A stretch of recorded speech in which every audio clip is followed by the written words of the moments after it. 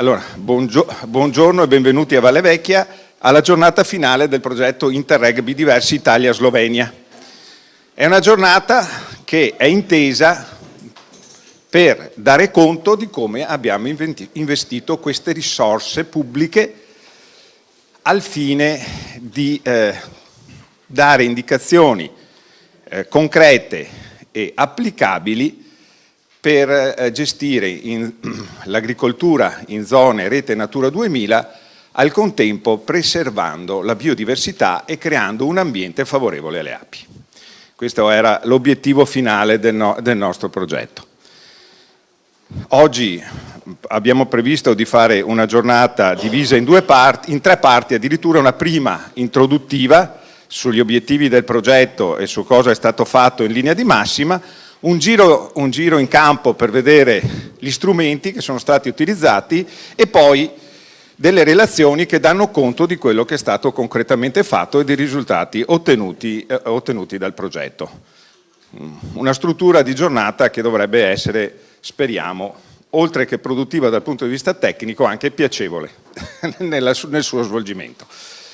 Io rappresento oggi, porto i saluti oggi dei nostri dirigenti apicali che non hanno potuto essere presenti e quindi del nostro direttore Nicola Dell'Acqua e del nostro direttore di direzione Giustino Mezzalira, che è anche un appassionato di apicoltura, come sapete, e quindi è particolarmente triste nel poter non essere qui, per il poter non essere qui.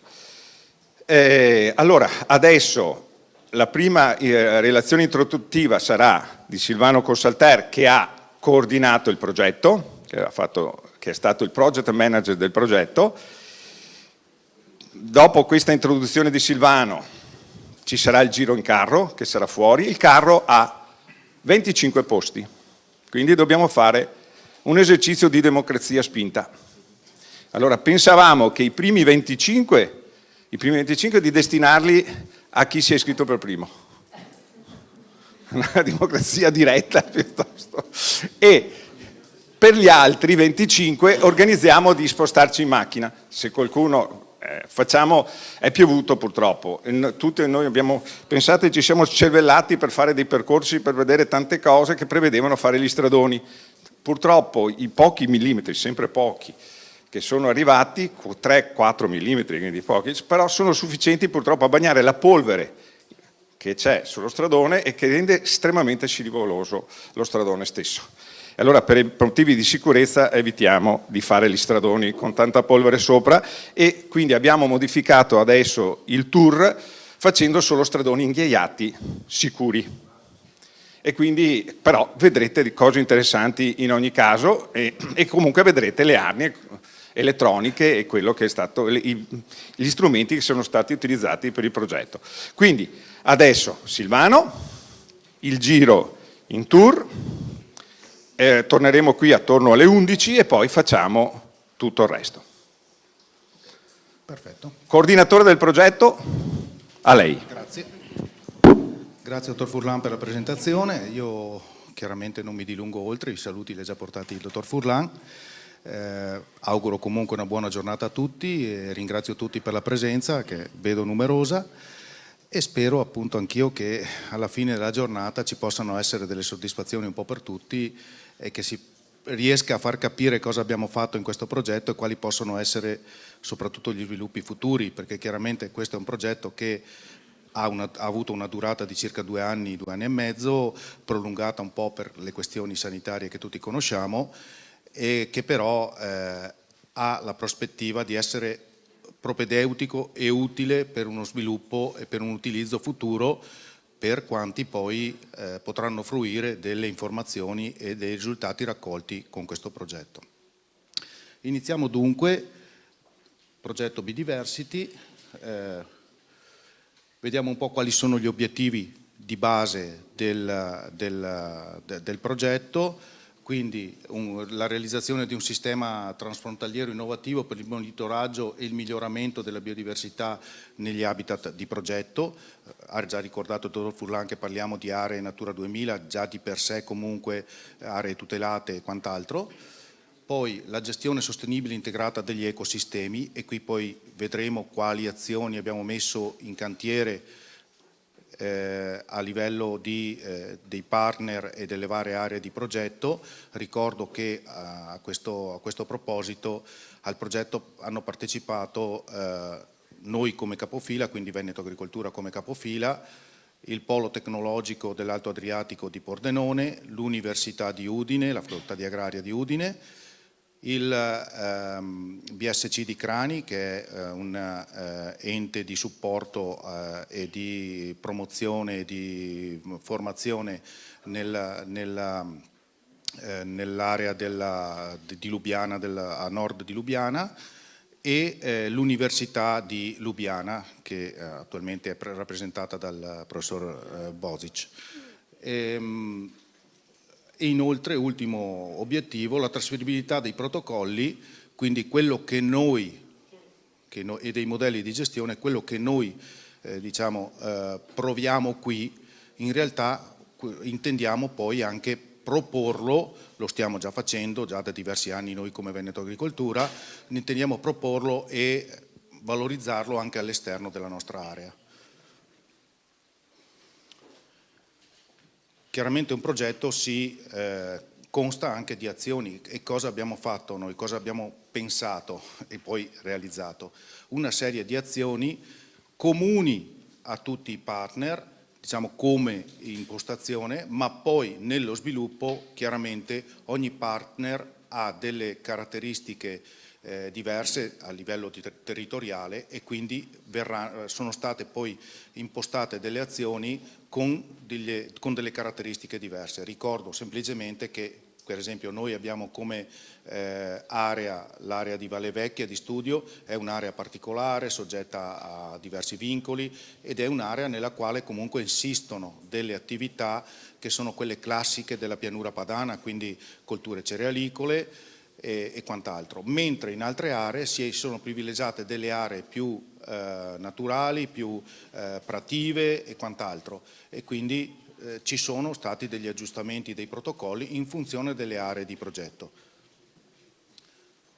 Quali sono queste? Abbiamo realizzato 10 casi studio, 3 in Veneto, 3 in Friuli e 4 in Slovenia,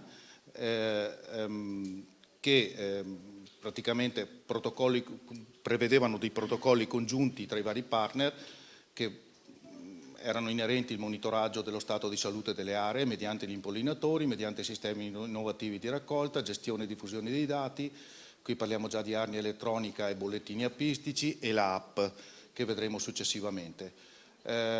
Quindi raccolta, semine, diffusione di piante erbacee autoctone, attività di diffusione delle informazioni raccolte tramite innumerevoli visite e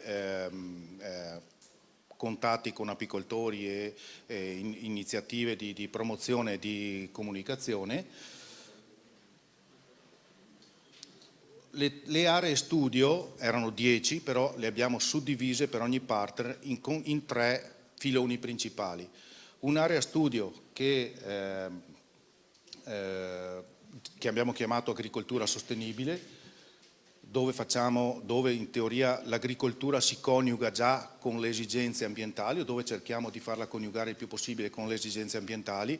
È un po' quello che in generale stiamo facendo qui a Valle Vecchia, dove da anni già applichiamo protocolli di difesa integrata, di controllo e quant'altro, di riduzione notevole e massiccia dell'uso di antiparassitari e quant'altro. Poi un'area studio, aree naturali a ridotto impatto agricolo, mi riferisco in particolare a delle nostre aree dove abbiamo anche noi delle aree boschive o comunque delle aree naturali che abbiamo rinaturalizzato negli anni, e in particolare anche delle aree che avevano a disposizione gli altri partner, dove l'incidenza dell'attività agricola non era così preponderante come può essere in altre aree. E poi un'area studio agricoltura tradizionale, quindi abbiamo cercato di rilevare dei dati per fare poi dei confronti, per avere dei testimoni che ci dicano della bontà delle nostre attività, anche piazzando poi delle rilevazioni, e quindi poi vedremo armi elettroniche e quant'altro, in aree dove l'agricoltura è quella classica, intensiva, dove non si applicano dei protocolli ancora, diciamo, piuttosto intensivi, quindi con utilizzo, non dico smodato, ma comunque con utilizzo costante di antiparassitari e quant'altro, per raccogliere dati e fare delle valutazioni di conseguenza. In particolare, questa è così un'anticipazione di quello che poi spiegherà meglio e ci dirà meglio il dottor Furlan per quanto riguarda le aree diciamo, a basso impatto e quindi a impatto ridotto dell'agricoltura. Si tratta di applicazione, che è quello che facciamo qui a Valle Vecchia, l'applicazione di specifici protocolli colturali con un'applicazione metodica dei criteri di difesa integrata, che ricordo sono già regolamenti, sono già previsti da regolamenti che ormai hanno già una quindicina d'anni, una decina d'anni, che dovrebbero imporre all'agricoltura l'applicazione della difesa integrata per far sì che arriviamo al 2030, sapete che per il 2030 dovremo aver ridotto il 50% di prodotti fitosanitari impiegati in agricoltura. Questa è già attività che dovrebbe aiutarci ad arrivare in quel momento in linea con quelle che sono le prospettive della comunità europea. Per cui qui lavoriamo già, ma non dico scemenze se dico, scusatemi la parolaccia, se dico che ci lavoriamo già da oltre 10 anni su questi protocolli, quindi siamo già all'avanguardia. Cosa che dovrebbe essere diffusa su tutto il territorio, ma che ancora purtroppo in molti casi non lo è. Che cosa vuol dire per esempio agricoltura di precisione? Agricoltura, vedete, questa è un rilievo, una mappa data da rilevazioni fatte con dei sensori particolari montati su trattori e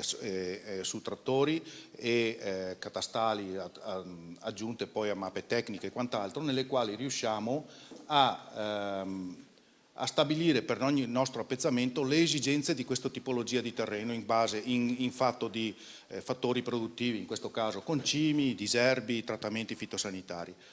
Le varie colorazioni mi dicono dove devo, che ne so, concimare un attimo di più, dove devo concimare di meno, dove ho terreni che comunque, anche se butto, che ne so, 300 unità di azoto, la produzione comunque sarà bassa e quindi non vale la pena sprecare concimi, dove c'è maggiore incidenza di malerbe e quindi magari dovrò concentrare un attimo di più magari l'intervento con diverse tipologie e tecniche di diserbo e anche dove dovrò intervenire eventualmente l'incidenza delle malattie negli anni precedenti per riuscire a capire se dovrò intervenire o meno perché mi compare la piralide piuttosto che la diabrotica piuttosto che altre cose. E quindi questo comunque è tutto definito da una base di protocolli e di rilevazioni puntuali e non dico giornaliere ma quasi, quindi trappole e quant'altro, per la rilevazione dello stato di salute delle mie colture e della presenza eventualmente di problematiche patologiche o di insetti. Riveniamo a noi, cosa abbiamo utilizzato per capire se le nostre attività sono utili, sono in linea con quanto definito dalle normative e se stiamo producendo comunque delle attività e dei protocolli validi. Abbiamo utilizzato uno strumento che ci permette di fare delle rilevazioni semplici in questo caso, uno strumento che è l'arnia elettronica e un vettore che è l'APE, no? Per quale motivo? Perché l'APE è un pronubo. Sappiamo tutti dell'esigenza e della necessità di salvaguardia dei pronubi, che siano essi allevati o comunque gestiti dall'uomo, ma che siano anche naturali, e sappiamo tutti delle problematiche degli ultimi decenni con la sparizione di decine e decine di centinaia di specie di pronubi. Siamo a un livello abbastanza elevato di criticità, piuttosto elevato di criticità. Noi abbiamo questa possibilità di studiare un insetto col quale conviviamo da migliaia di anni. Okay? Quindi abbiamo una certa conoscenza di questo insetto, anche se non completa, perché parlando con apicoltori esperti, e qui ne vedo parecchi che conosco, conosciamo forse un 30%, un 40% delle capacità e delle potenzialità dell'ape, e tutto il resto è ancora da scoprire, quindi e questo fa sì che ogni giorno ci sia qualcosa di nuovo. Però è l'unico insetto che siamo riusciti ad addomesticare, chiamiamolo così, e sul quale possiamo lavorare, metterci le mani e quant'altro. Sugli insetti pronubi invece naturali o comunque selvatici, lì la cosa diventa molto difficile, molto più costruita, molto più difficile da portare avanti, quindi abbiamo scelto l'ape. Per rilevare alcune attività dell'ape, cosa abbiamo fatto? Abbiamo utilizzato degli strumenti, in questo caso si chiama arnia elettronica, non è nulla di particolare, non si tratta di una vera e propria arnia costruita con materiali particolari, si tratta di alcuni sistemi tecnologici applicati a un'arnia tradizionale. In questo caso abbiamo un sistema che ci permette di rilevare i pesi in continuo, rilevare il numero di voli in continuo, rilevare la temperatura interna del mio nucleo, quindi della mia famiglia all'interno dell'alveare, e la temperatura esterna. E in più anche la possibilità di capire, di rilevare la presenza di piogge e quant'altro. Quindi ha delle caratteristiche di capannina meteorologica, di stazione meteorologica, ma anche delle caratteristiche di rilevazione di dati importanti. Non mi dilungo molto a spiegare cosa significa sapere se le mie api volano o se i differenziali di peso che possono avvenire in una giornata, in un periodo. Pensate solo alla sciamatura. Nel momento in cui vedo delle variazioni di peso consistenti nel periodo di aprile o maggio o quant'altro, nel 90% dei casi può essere una sciamatura. Se mi capitano per esempio delle variazioni di peso in più nel periodo da maggio in poi, questo sicuramente può essere dovuto all'accumulo di miele. Se mi capitano in un periodo successivo magari delle diminuzioni di peso, può essere che magari ci sia un'incidenza di qualche attività agricola o attività umana, scusate, vicina o limitrofa o quant'altro, che ha inciso, pensiamo alla problematica neonicotinoidi di qualche anno fa, ma superata quella ce ne sono altre problematiche, quindi dovute a fitosanitari e quant'altro. Quindi mi dà la possibilità di tenere sotto controllo in costante l'andamento della mia arnia, ma di tutta la stazione, perché chiaramente non possiamo dotare delle stazioni, che ne so, di 10-20 alveari ognuna di un'arnia elettronica, perché il costo chiaramente sarebbe proibitivo.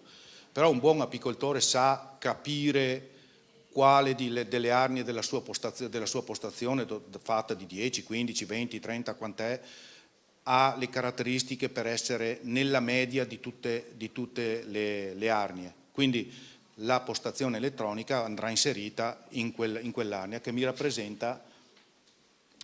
Buongiorno, good morning. Che mi rappresenta un po' tutta la stazione. Quell'arnia dotata di stazione elettronica mi fa da riferimento per tutta la mia postazione, ma può farmelo anche per l'area limitrofa, ok? Perché chiaramente le condizioni possono essere uguali, che ne so, nel raggio di 5-10 km più o meno, no? E quindi può essere utile non solo per chi ha la stazione, ma poi il dato può essere trasferito anche ad altri apicoltori dell'area, perché bene o male, che ne so, se ho delle variazioni di peso dovute a raccolta oppure a sciamature, vabbè, ci può essere un problema in apiario, e quindi magari le sciamature sono dovute a inesperienza dell'apicoltore, però mediamente è una cosa che si ripete comunque un po' in tutti gli alveari e in tutti gli apiari di quella zona, magari per condizioni climatiche, per altre situazioni. Quindi questa è una cosa, come vedete, quello ho già spiegato di cosa rileva questa tipologia di arnia.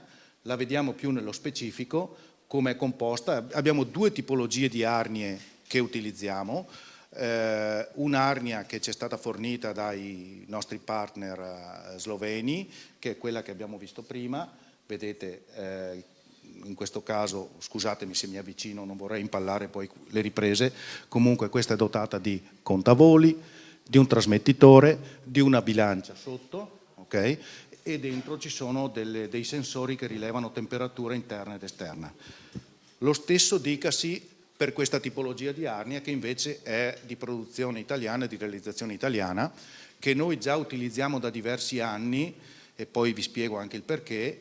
È un'arnia simile, le rilevazioni sono simili, questa è un po' più semplice rispetto all'altra, che ha delle innovazioni maggiori, ma dovute anche al fatto che, come sappiamo, la Slovenia è un paese, consentitemi l'appellativo, comunque l'aggettivo, piccolo rispetto all'Italia, ma dal punto di vista apistico, e non solo dico io, dal punto di vista apistico, consentitemi di dire che ci supera abbondantemente in organizzazione, qualità e quant'altro. Sono, per certi aspetti, parlando anche con i tecnici che ci hanno fornito la strumentazione, l'arnia precedente ha delle rilevazioni ulteriori che noi in questo momento non utilizziamo, ma che per esempio in Slovenia vengono utilizzati.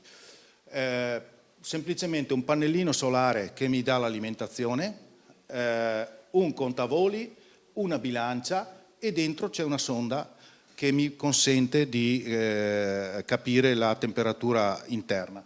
In più qui c'è anche una sonda che mi dà la temperatura esterna. Queste sono dotate anche di un sensore pioggia, chiamiamolo così, non mi dice esattamente quanti millimetri magari di acqua ho, però mi dice che in quella giornata, in quella postazione, piove o è bagnato. Okay? Dicevo prima che noi queste arnie le utilizziamo già da diversi anni per un motivo molto semplice, perché noi avevamo già iniziato 2 anni fa, 3 anni fa anzi, con alcune associazioni apistiche del Veneto, le più rappresentative in questo caso. Abbiamo già stipulato una convenzione di base per creare una rete di monitoraggio regionale. Quindi abbiamo già, oltre alle postazioni di Valle Vecchia, tutta una serie di postazioni dislocate su tutto il territorio regionale che andremo a implementare nei prossimi mesi con altre arnie. Quindi noi abbiamo 7 province in Veneto e pensavamo di arrivare a circa dalle 2-3 postazioni per ogni provincia, in maniera da riuscire a coprire il più vasto territorio, proprio per fornire poi, anche con lo strumento app che vedremo poi, dei dati e delle informazioni in diretta agli apicoltori il più prossime possibili alla loro sede naturale, okay? Che siano dati precisi, in maniera che prendo il caso di Venezia, organizzo e ho una rete di 3 o 4 stazioni di rilevazione. Queste 3 o 4 stazioni di rilevazione devono essere in grado di darmi un dato generale su tutta la provincia, in modo che, chiaramente deve essere poi controllato, mediato da noi che gestiremo la cosa, deve essere un dato che io nel momento in cui lo trasferisco a un agricoltore di Chioggia, a un apicoltore di Chioggia piuttosto che a un apicoltore di Portogruaro, sia utile a tutti e due. Okay? Non sarà facile, però ci stiamo provando, suddividendo il territorio per aree omogenee e quant'altro. Gli output di progetto, un manuale di buone pratiche agricole, e poi sentiremo dai vari relatori cosa proponiamo e cosa abbiamo rilevato, e lo sviluppo di un'applicazione web app, quindi la realizzazione di un'app che poi vi daremo un'anteprima, diciamo così, sulla sua effettiva sulle sue effettive potenzialità. Premetto subito che, viste le problematiche che abbiamo dovuto sopportare in questo periodo, soprattutto fino alla primavera scorsa, con difficoltà di spostamento e quant'altro, alcune attività sono, chiamiamole ancora in itinere. L'app stessa la stiamo ancora testando, stiamo ancora facendo delle valutazioni ulteriori, perché chiaramente mettere insieme diversi sistemi con diverse esigenze, con valutazioni diverse anche da parte di tanti rilevatori e quant'altro, non è proprio così semplice. Noi vi faremo vedere in anteprima poi la base di questa app, che nel giro, speriamo adesso, di pochissimo tempo riusciremo poi a divulgare e a far sì che apicoltori, appassionati, agricoltori e quant'altro possano averla sul proprio cellulare, cliccare come l'app delle Ferrovie dello Stato o delle Poste, entro, voglio vedere la situazione, che ne so, di una determinata zona, clicco sull'arnia che mi interessa e quindi denominata con il nome di una zona, mi vado a vedere com'è la situazione lì dell'apicoltura, perché magari lì nelle vicinanze ho anche il mio apiario. Okay? Quindi un'app di servizio che dovrà essere interattiva chiaramente, che ognuno avrà poi la possibilità di utilizzare dal proprio smart o computer o quant'altro.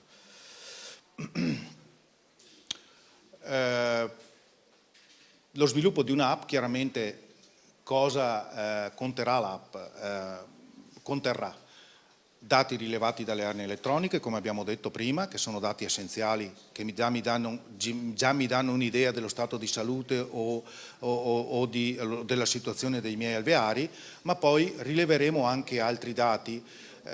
I dati raccolti manualmente, stiamo anche predisponendo, abbiamo già predisposto una scheda di rilevazione dati e ogni stazione poi, grazie anche all'aiuto di apicoltori dislocati sul territorio e di tecnici apistici, ci rileveranno in continuo una serie di dati che dovranno essere rilevati manualmente, perché chiaramente vedere se la covata è su 2 telaini piuttosto che su 3, o vedere se le scorte sono notevoli oppure scarse, vedere se c'è una fioritura di robinia piuttosto che di tarassaco o di altre essenze, logicamente questo richiede l'intervento umano e non è possibile delegarlo in questo momento a un sistema elettronico.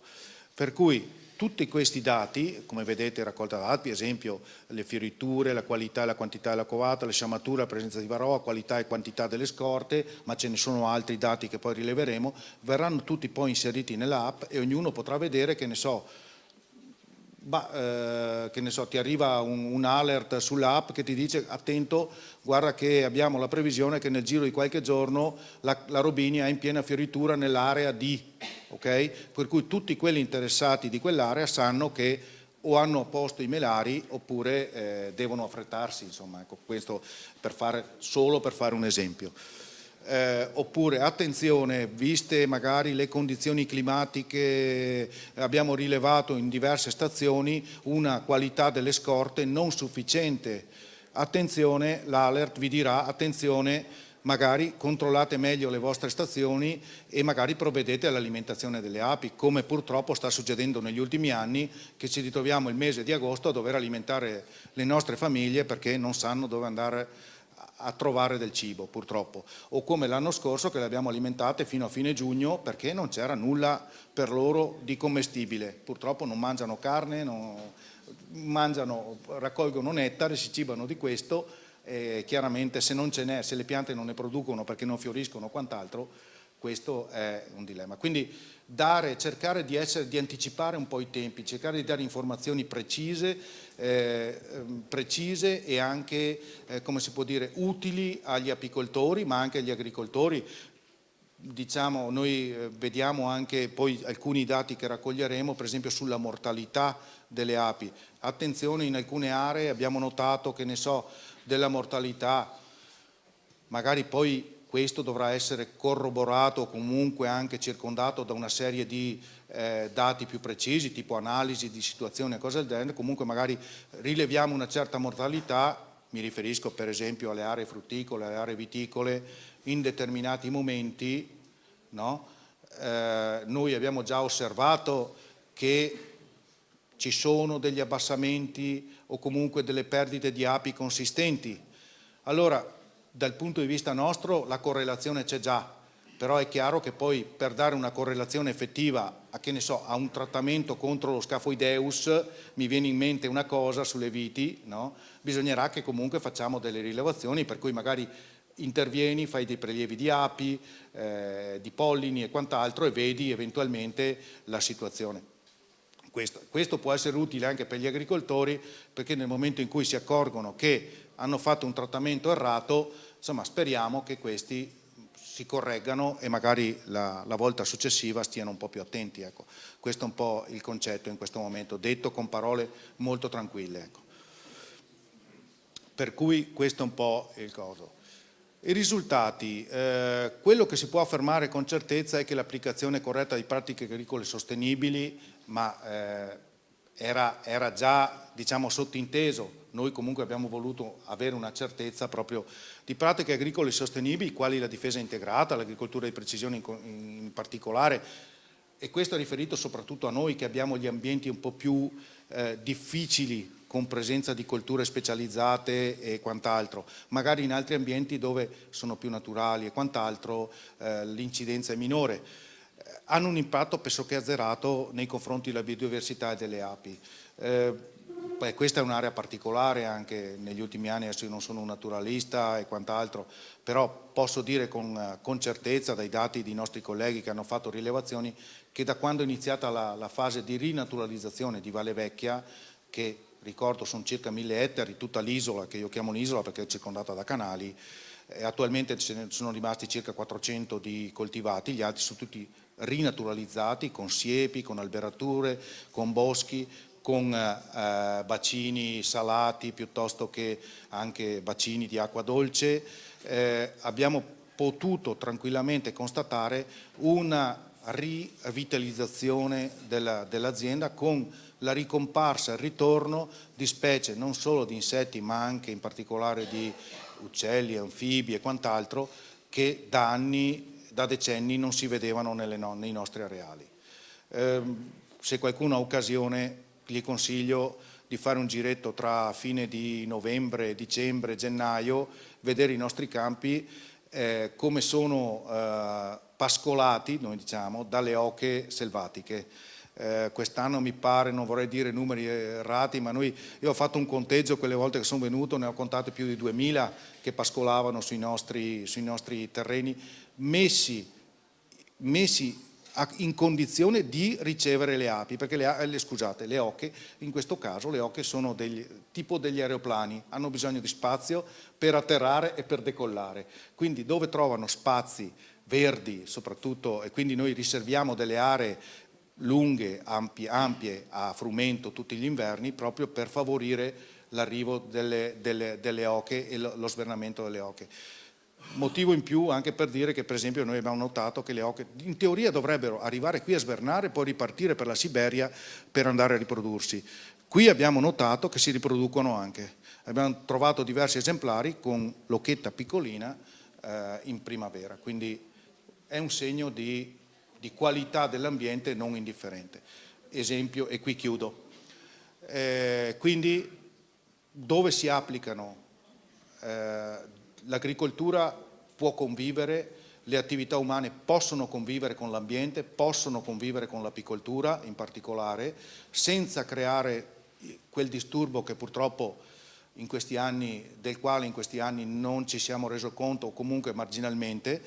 Certo che bisogna applicare e lavorare utilizzando questa, io dico sempre. La qualità del lavoro e la quantità del lavoro che facciamo purtroppo è tutta legata alla nostra capacità di ragionare prima di fare le cose. Se ci pensiamo dopo abbiamo già fatto un danno, è già un bene riuscire a pensarci dopo, però un danno l'abbiamo già fatto, per cui con un ragionamento mi fermo. Quindi ragioniamoci sopra, ecco, tornando in tema. Così abbiamo portato il saluto anche al Presidente e siamo a posto. Quindi io, attività che abbiamo fatto l'anno scorso, vi ringrazio. Scusatemi, non so pronunciarlo, Hvala, questo lo so. È il massimo che posso dire purtroppo in sloveno, consentitemi questo, vi ringrazio, spero che la giornata sia proficua per tutti. Grazie ancora.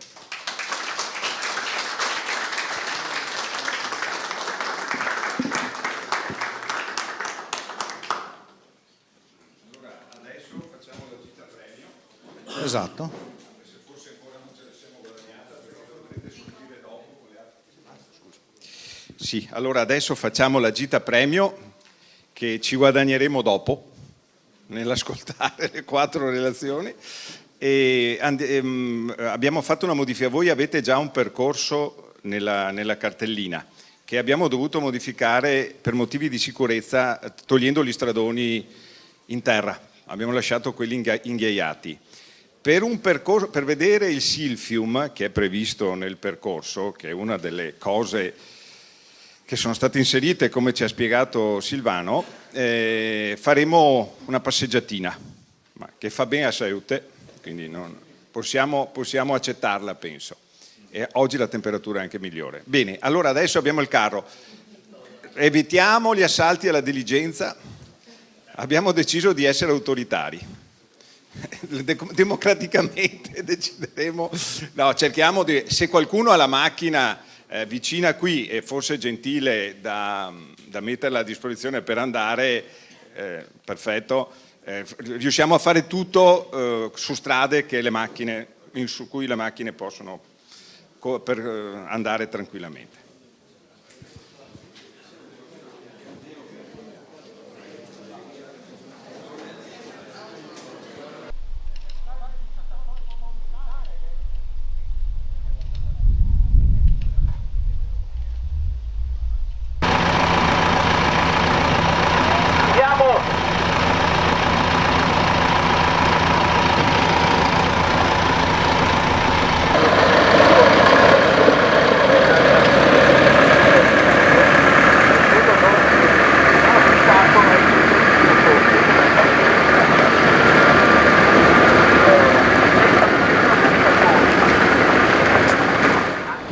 Siamo partiti dall'azienda Alle Vecchie, stiamo percorrendo lo stradone che ci porterebbe fino al mare praticamente. Un chilometro più avanti abbiamo la spiaggia, la pineta.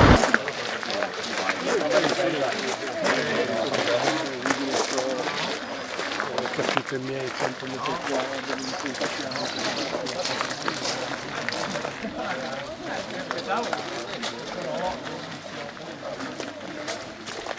Allora, qui ci sono i campi, ci sono le scoline, potete vederle qua, vedete le scoline, ogni 30 metri c'è una scolina circa e gli appezzamenti sono grosso modo nella maggior parte dei casi tra 300 e 500 metri di lunghezza. C'è un capofosso in testa, dappertutto, dai due lati c'è un capofosso che raccoglie le scoline. Quando piove forte e ci sono questi fenomeni intensi, come stanotte per esempio da qualche parte, tipo 30 mm in mezz'ora, l'acqua corre sopra. Correndo sopra va nella scolina, la scolina si alza, l'acqua si muove per una legge fondamentale della nostra vita, che regola la nostra vita, che è quella di gravità. Quindi esce aumentando nella scolina, uscendo dalla scolina arriva sul capofosso, dal capofosso arriva qui in fondo, cioè tutte le scoline alla fine arrivano su tutti i capifosso del lato ovest dell'azienda, non di quello, solo di qua, hanno una chiavica automatizzata. Cos'è questa chiavica? Adesso la vediamo, andiamo là, la vediamo da vicino. Ha un sensore di salinità e un sensore di livello. Quando i due sensori danno valori entro un certo range, il telecontrollo, vedete che sono le antenne, continuamente questi mandano segnali tutto l'anno. Chiaro che se non c'è acqua il segnale non produce nulla, ma quando si muove acqua perché piove, segnalerà qual è il livello e qual è il livello di salinità. Se la salinità è sotto, come è impostato oggi, 3000 microsiemens per centimetro, la conduttività è corrispondente alla salinità, l'acqua esce, si apre la chiavica ed esce, purché il livello dell'acqua a monte sia sufficiente per uscire. Quindi le due informazioni insieme, il telecontrollo dice: questa chiavica acqua buona, ne ha abbastanza, apriti sesamo ed esce, e quindi si apre la chiavica. Tutte le chiaviche fanno lo stesso mestiere. Quindi una si apre, un'altra non si apre, un'altra si apre, due si aprono, eccetera, sempre continuamente così, fino a che c'è acqua buona. Poi si chiudono, ovviamente ci sono dei sistemi di sicurezza, perché se l'acqua fosse sempre cattiva, noi andremo sotto acqua. E quindi, siccome non siamo proprio imbecilli completamente, abbiamo un sistema che ci consente di evitare, ovviamente, cioè, nell'algoritmo molto complesso che governa il telecontrollo, quando si arriva a certi livelli si apre lo stesso, non si immagazzina e si fa andare fuori tramite l'idrovora l'acqua in eccesso. Da quelle chiaviche l'acqua arriva in questo canale che si chiama sbregavalle, che in fondo ha, vedete un pannello in fondo, ha una chiavica che mantiene un certo livello. Quando l'acqua del canale che riceve quella di Capofossi si alza, c'è un tubo che porta in un bacinetto, quello lì, adesso lo vedremo meglio dall'alto, che a sua volta ha un altro controllo. L'acqua è ancora buona ed è a un certo livello, le pompe partono e invasano il bacino. Con questo sistema siamo riusciti quasi tutti gli anni a invasare 160.000 metri cubi di acqua dolce, la quale viene poi liberata, dopo ne parliamo velocemente, la quale viene rilasciata nell'ambiente e quindi serve a mantenere in vita, allora a dare un minimo di qualità alla rete di scolo, con acqua dolce, quindi fresca, e riesce anche a creare una falda dolce sopra l'acqua salata che riesce a raggiungere anche le zone naturali più lontane e quindi nelle annate più estreme a dare una possibilità in più di sopravvivere e di avere una biodiversità effettivamente in vita e che continua ad andare avanti. Ecco, questo è il principio del sistema. Adesso andiamo a vedere la chiavica velocemente.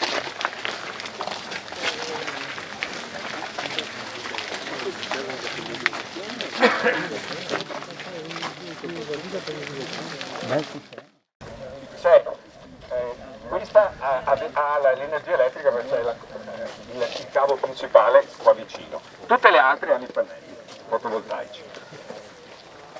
Ci sono delle batterie, ovviamente per sicurezza, che vengono accumulate, che accumulano energia nel tempo, e abbiamo un motorino. Quando il livello è buono e l'acqua è buona, ovviamente la pioggia di stanotte non ha ovviamente generato nulla, sono stati pochi millimetri, ma anche se fossero stati 30, asciutti come che siamo, il terreno se li sarebbe assorbiti tutti. Abbiamo bisogno di piogge ben più consistenti per cominciare a vedere acqua uscire dai capifossi. Il motore quindi manda dei segnali, le sonde che ci sono sotto mandano dei segnali e quando che dei segnali ci sono, per chi riesce a vedere da qua, ci sono delle paratoie con 3 posizioni possibili, sono 2 sfasate che vanno poi giù, tutto aperto, tutto chiuso, mezzo aperto, a seconda appunto del volume d'acqua che può uscire e a seconda se valutiamo che debba esserci e restare dentro acqua, eccetera, ci sono tutte le possibilità in automatico oppure anche in manuale se riteniamo che ci sia una situazione particolare. Allora, questo lavoro viene fatto in continuo, ovviamente per la legge di Murphy, secondo voi quando ci sono le condizioni utili per accumulare acqua? Dovendo pensare a un mese, una settimana, alla notte, al giorno, eccetera. Allora, ovviamente 80% nei weekend e nelle notti.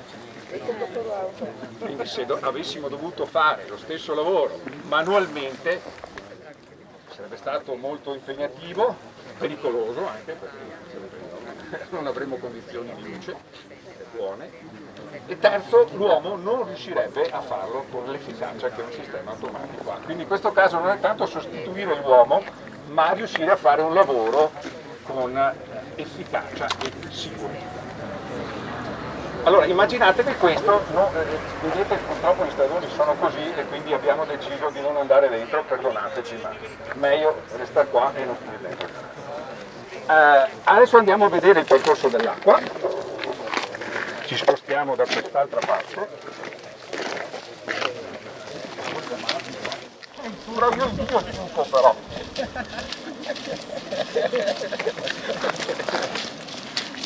Comunque sì, dai. Quindi l'ASL... Della stazione adesso. Sai che quei mesi dove lo fai? Devo sono stati poi mesi.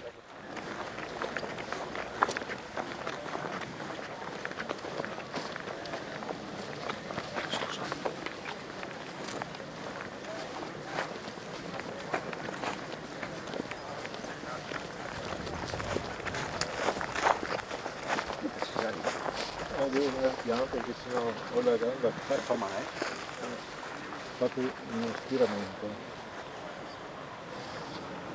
Guarda Anna 3, anche cigni. Adesso potrete vedere che la mia affermazione era fondata. cioè che il bacino che viene utilizzato per distribuire l'acqua è una zona umida che ha aumentato la biodiversità di Valle Vecchia, vedete?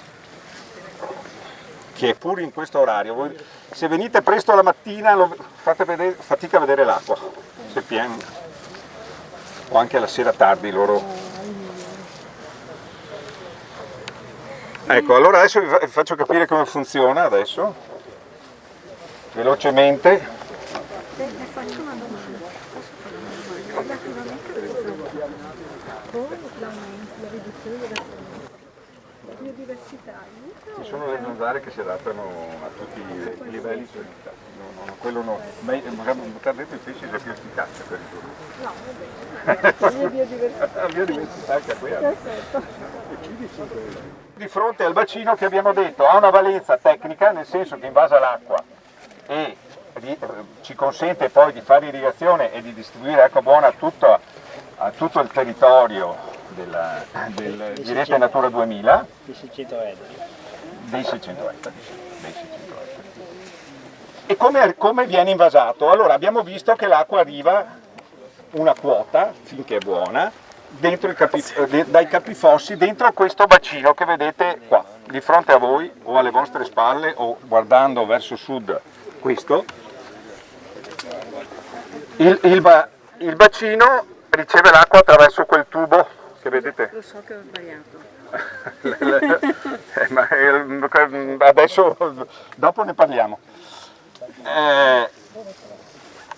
L'acqua arriva quindi dentro il bacino si alza, quando raggiunge una certa quota le pompe possono partire. Sono 3 pompe da 150 litri al secondo, quindi parte 150, poi parte altri 150 fa 300, altri 50 fanno 400 e se ne arriva tanta.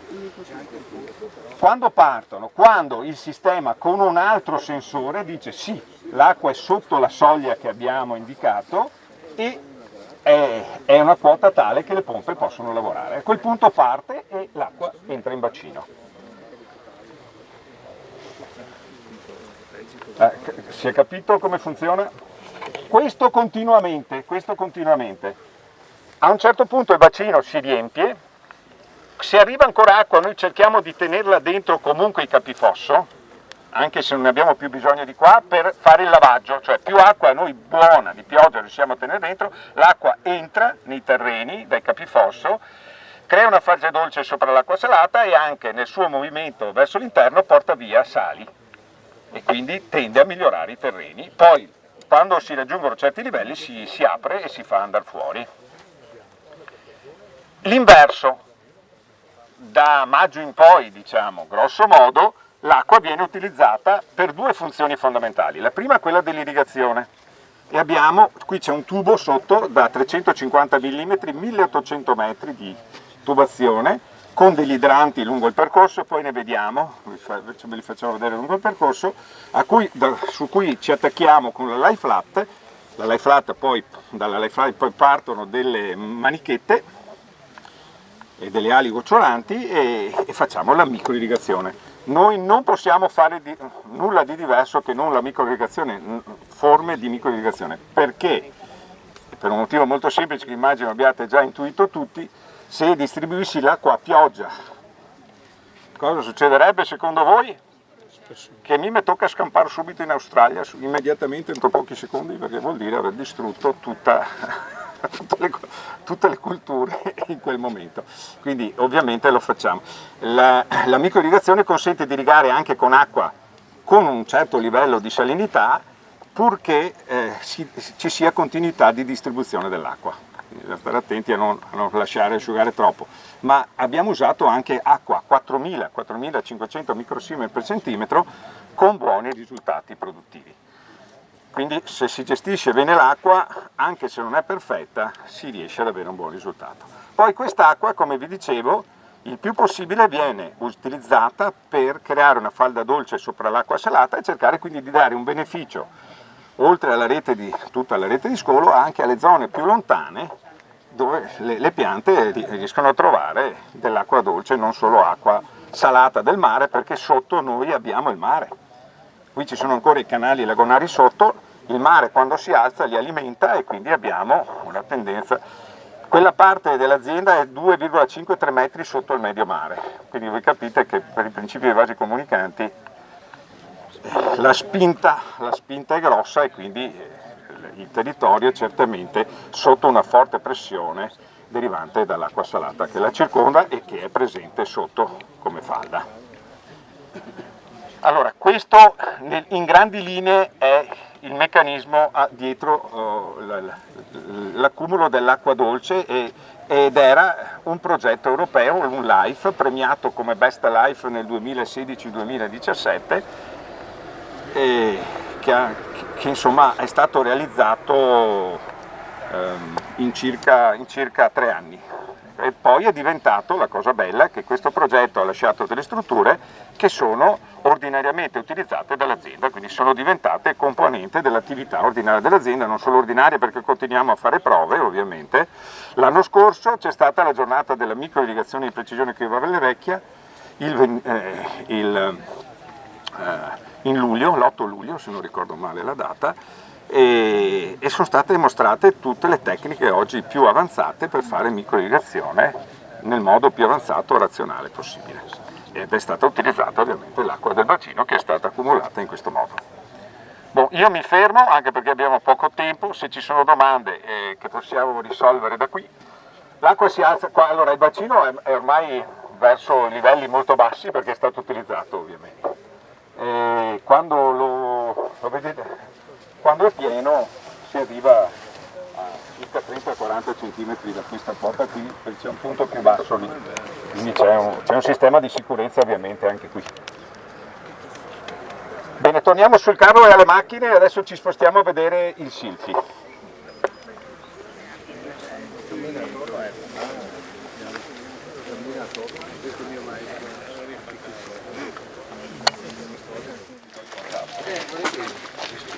Devo scrivere un articolo. Della coordinatrice del progetto. Bene, parliamo dopo.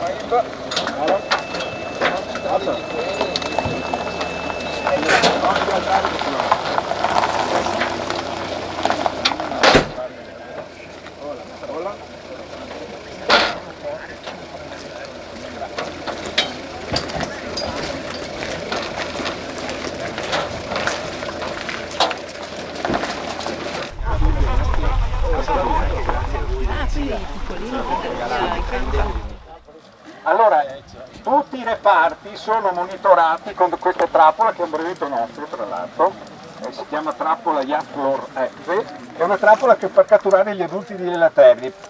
Gli elateri sono larve che vivono nel terreno, hanno cicli complicati su cui adesso non vi faccio perdere tempo, ma non è facile monitorare le larve sotto, è più oneroso. Allora, per ridurre i tempi di lavoro, per avere dei dati a basso costo e facilmente interpretabili, abbiamo inventato questa trappola che cattura gli adulti, sfrutta la stupidità del maschio, che voi sapete è elevatissima in tutte le specie, a partire da quella umana, se voi mi consentite. E quindi l'odore emesso dalla femmina per attirare i maschi riesce a catturare poco, mediamente tanto, a seconda dei livelli di popolazione, quindi è utile per capire se i livelli di popolazione usano certe soglie che negli anni abbiamo individuato e quindi sì, qua devi stare attento, meglio che vai a vedere se ci sono troppe larve, oppure qua se ai livelli alti meglio che mettiamo una cultura non suscettibile. Questo in modo da sapere sempre dove mettere le culture suscettibili senza avere danni e quindi avere gli stessi risultati produttivi senza utilizzare insetticidi, che è la base del mantenimento anche della biodiversità di Valle Vecchia. Quindi c'è questa rete di monitoraggio che interessa tutti i reparti dell'azienda, che viene fatta ormai da anni e quindi ci consente di capire come fare, quindi ottenere buoni investimenti di mais, avete visto il mais è là, tutto il mais che voi vedete qui non è trattato con insetticidi alla semina, e neanche dopo. L'azienda è insecticide free, quindi non ci sono. Per fare questo, ottenendo buoni risultati agronomici, devi fare monitoraggio, devi applicare la difesa integrata, come tra l'altro sarebbe già previsto dalla legge ormai da oltre.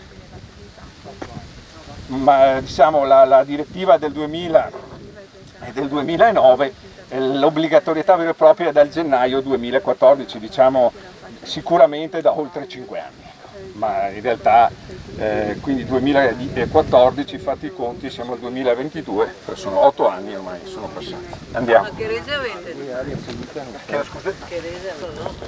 Quest'anno abbiamo una parte è stata irrigata, abbiamo cercato di diversificare, quindi avevamo culture autunno-vernine, abbiamo sorgo che risente meno, quindi ci sono strategie per riuscire ad avere redditi, diciamo, medi, comunque sufficienti anche nelle condizioni più severe. Certo, se le condizioni severe diventano sempre più severe, certamente comunque i conti sono continuamente registrati e fatti, e quindi uno può vedere come va nel tempo e negli anni anche l'aspetto economico della. Allora, come mai non si riesce a esportare questa tecnica? Allora, è una tecnica, allora, sono buone pratiche messe insieme in sinergia tra loro, quindi innanzitutto una buona agricoltura richiede un approccio olistico, cioè dove io tengo conto di tutto e faccio delle scelte in coerenza tra loro. Posso fare tutto bene, posso fare agricoltura conservativa, quindi aumentare la biodiversità del terreno, aumentare la sostanza organica, migliorare la fertilità in generale, dopo magari vado giù duro con trattamenti. La biodiversità che ho tirato su me la faccio fuori subito. Quindi una buona agricoltura è un approccio olistico che deve tenere conto di tutto. Quindi deve tener conto anche che nel controllare i parassiti deve avere un approccio olistico che riduce al minimo l'utilizzo ed è possibile. Allora, uno potrebbe dire ma non è possibile, no, invece è possibile perché, come vi dimostrerò poi nella nostra presentazione, voi vedrete che si riesce a fare. È possibile applicandosi e allora andando contro anche a. bisogna avere un'assistenza tecnica. Allora, se vogliamo dirla, se la domanda è così proprio diretta, io risponderei, allora dobbiamo avere un'assistenza tecnica imparziale, indipendente da altre, e questa noi l'abbiamo poco, ecco, attualmente è uno dei elementi. Quindi tante cose che sarebbero anche facilmente applicabili non lo sono perché non c'è una divulgazione capillare indipendente. Ecco qui, questa è la nostra struttura, il silfium, che è stata introdotta proprio, abbiamo detto, per avere un'alternativa per le api in periodi in cui ci sono poche fioriture. Come si chiama? Silfium perfoliaceum. Allora, qual è l'idea di fondo? Ovviamente stiamo lavorando, non ho soluzioni definitive, non abbiamo dati definitivi e stiamo imparando per la prima volta anche noi. L'idea è quella di avere una pianta che fa biomassa perenne. Allora, innanzitutto questa è una pianta perennante, quindi la semino, poi lei ricaccia ogni anno. Ha superato, vedete bene, l'inverno, non ci sono state perdite di piante, e ogni anno ricaccia e fa biomassa. A un certo punto fa una fioritura meravigliosa. C'è ancora un fiore, lei è bravissimo, troppo forte. Allora, se riusciamo a riprendere il fiore, così. Non so se sia l'unico. Messade sì, lei è un rabdomante di fiori. Allora, abbiamo avuto anche quest'anno un'abbondante fioritura, l'anno scorso era più sviluppata, devo dire, la cultura ha risentito del secco anche la perennante. E abbiamo anche poi ovviamente valutato qual è stata la biomassa, abbiamo fatto i campioni per vedere la resa del metano, la potenzialità per un digestore, eccetera, eccetera, perché un'idea potrebbe essere quella di utilizzare biomassa per il digestore, tutta la parte epigea della pianta dopo la fioritura. Quindi siamo andati a valutare la potenzialità per il digestore della pianta subito dopo la fioritura, che è il momento in cui ho sfruttato al massimo per la struttura per le api e poi vado a trinciare e la porto al digestore. Non so dirvi ancora, questo è il secondo anno in cui raccogliamo i campioni e dal prossimo anno, ovviamente nel nostro bollettino, se lo ricevete o se non potete chiedere di iscrivervi ovviamente gratuitamente, avrete man mano i dati che saltano fuori e noi cerchiamo ovviamente di darli in continuo, potete seguire l'andamento della sperimentazione e vedere se va bene o se va male. Se volete da quel lato è libero, quindi potete guardarla anche nel suo sviluppo.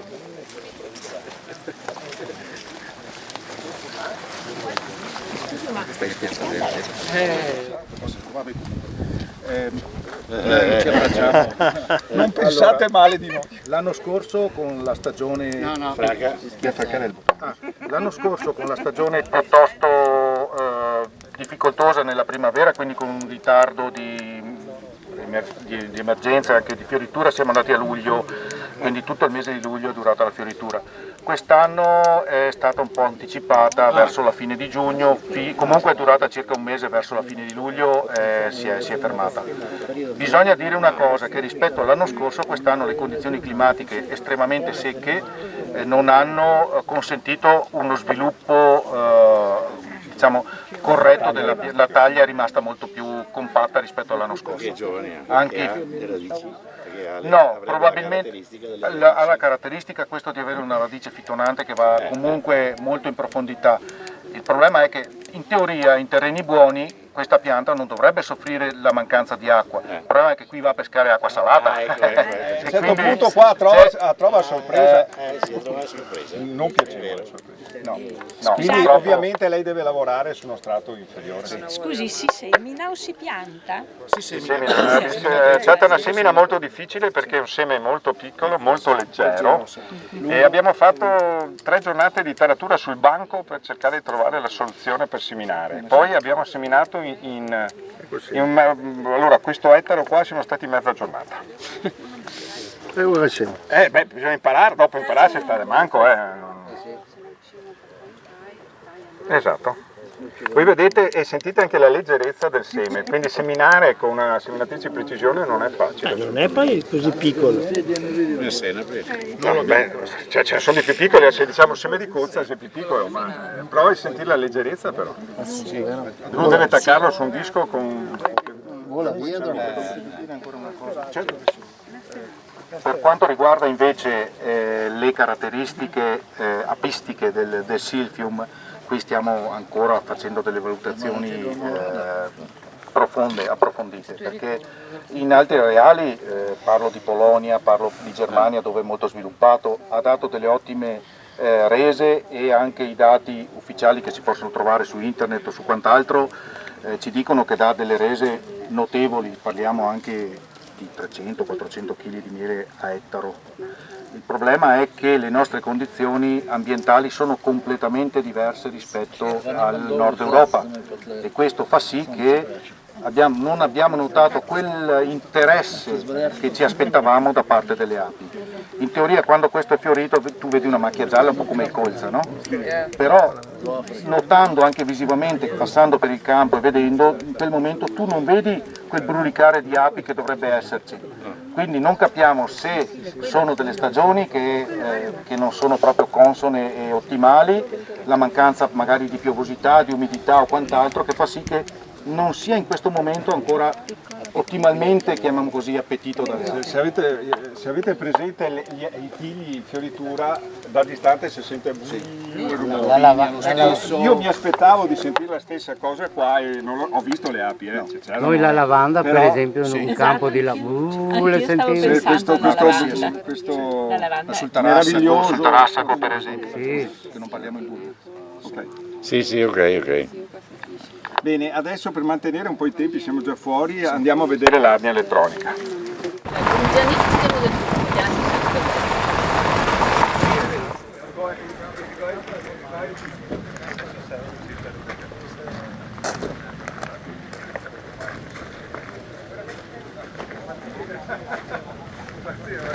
roba buona.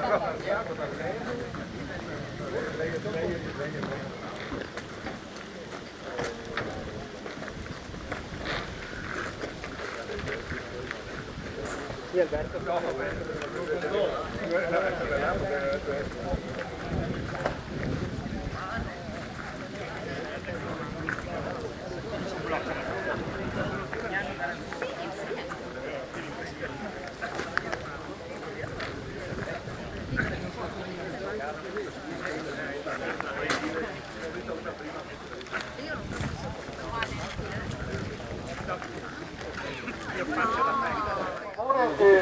Ci mettiamo di lato senza intervenire, magari chi deve fare le riprese le può fare, ma chi osserva magari mettiamoci di lato senza intervenire sullo spazio di volo delle api.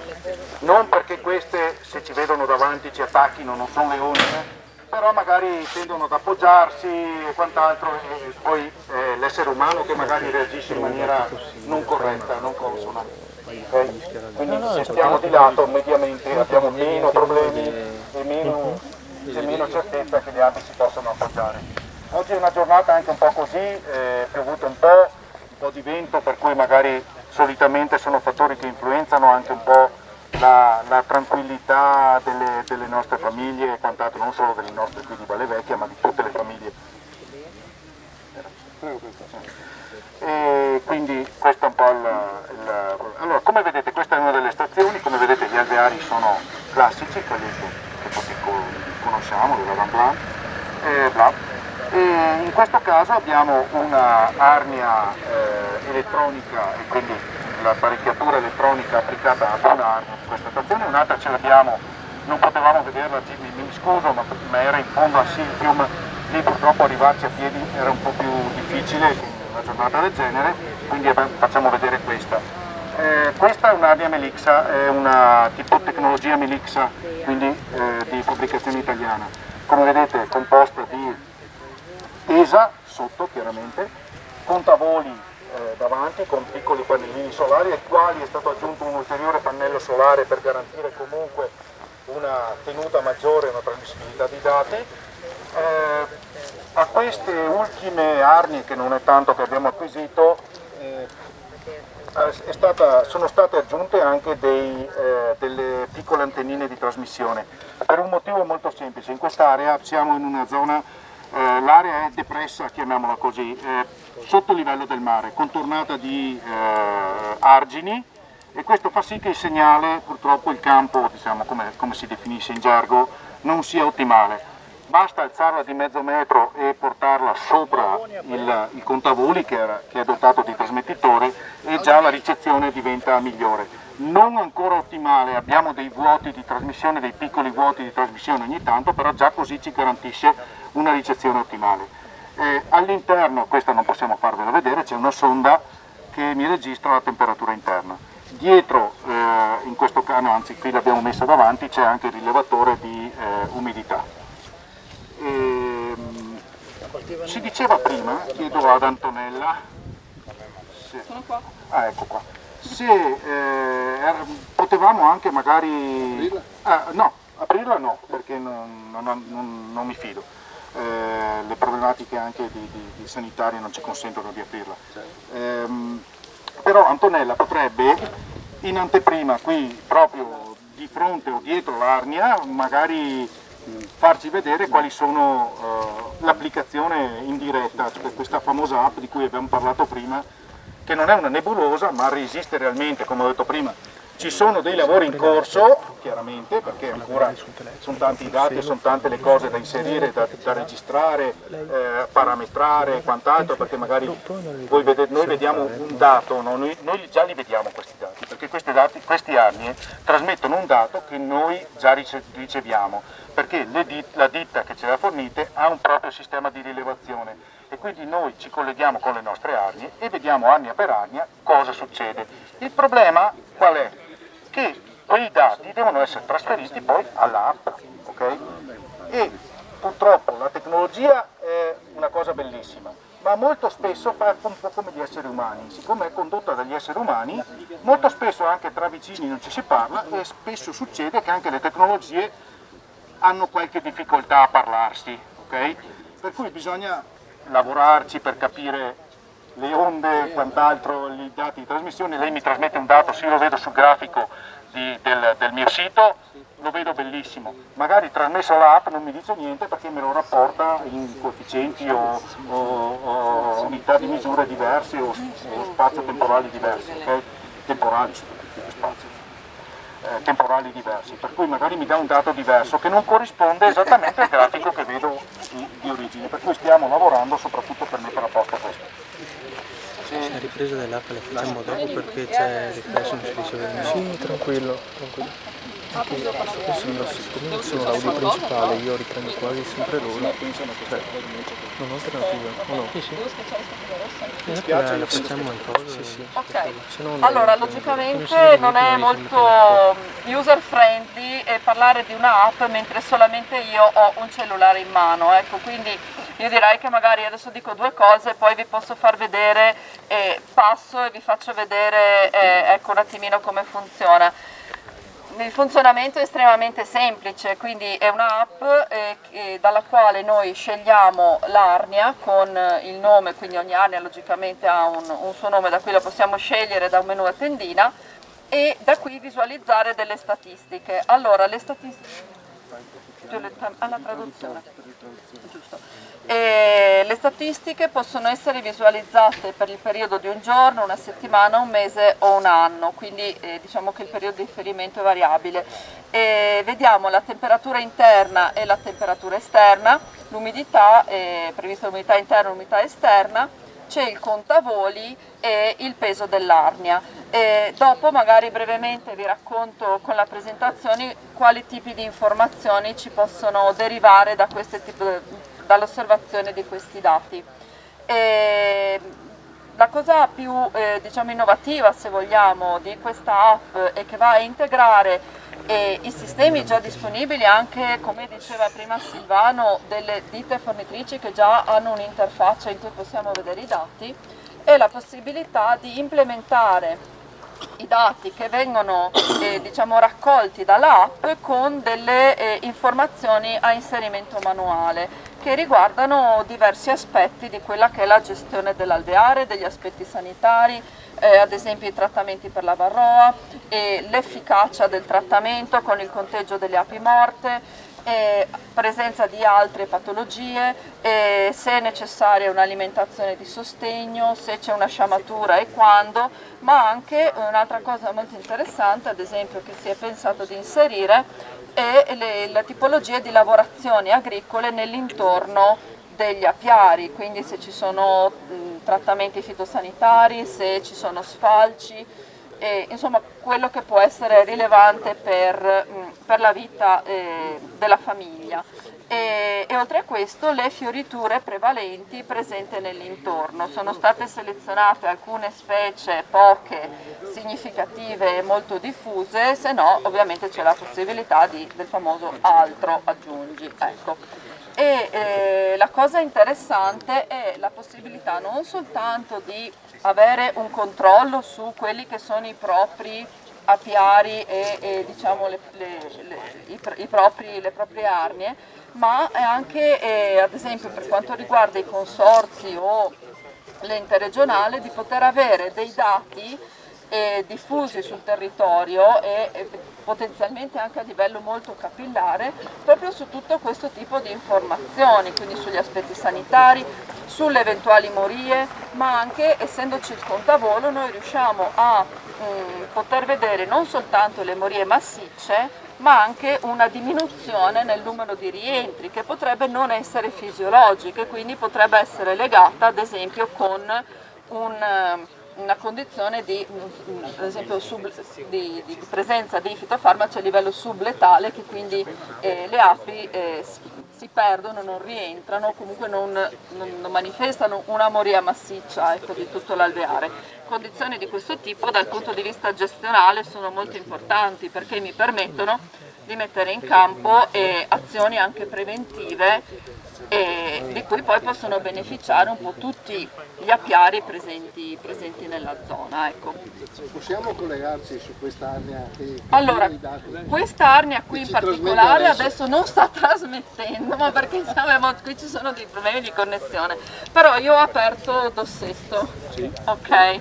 Quindi Dossetto, allora poi considerate anche che siamo ancora in una fase di test, quindi logicamente c'è tutta una serie di passaggi in cui anche il dato stesso va validato, nel senso, se io mi vedo ad esempio che mi viene segnalata una temperatura esterna di 22 gradi, significa che c'è stato un qualche problema non dico di questa mattina che sì, che siamo arrivati a 22 gradi, ecco, però tipo ad esempio adesso vedo che abbiamo la temperatura interna che secondo me è un po' troppo bassa, quindi potrebbe essere... il range di trasmissione non è corretto. Esatto. La temperatura è corretta che rileva l'arnia, però il range di trasmissione è un problema qualche dettaglio tecnico dettagli di trasmissione. Il peso lo possiamo avere, sì.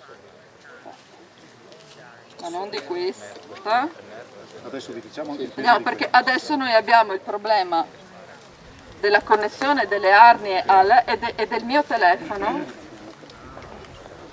Allora.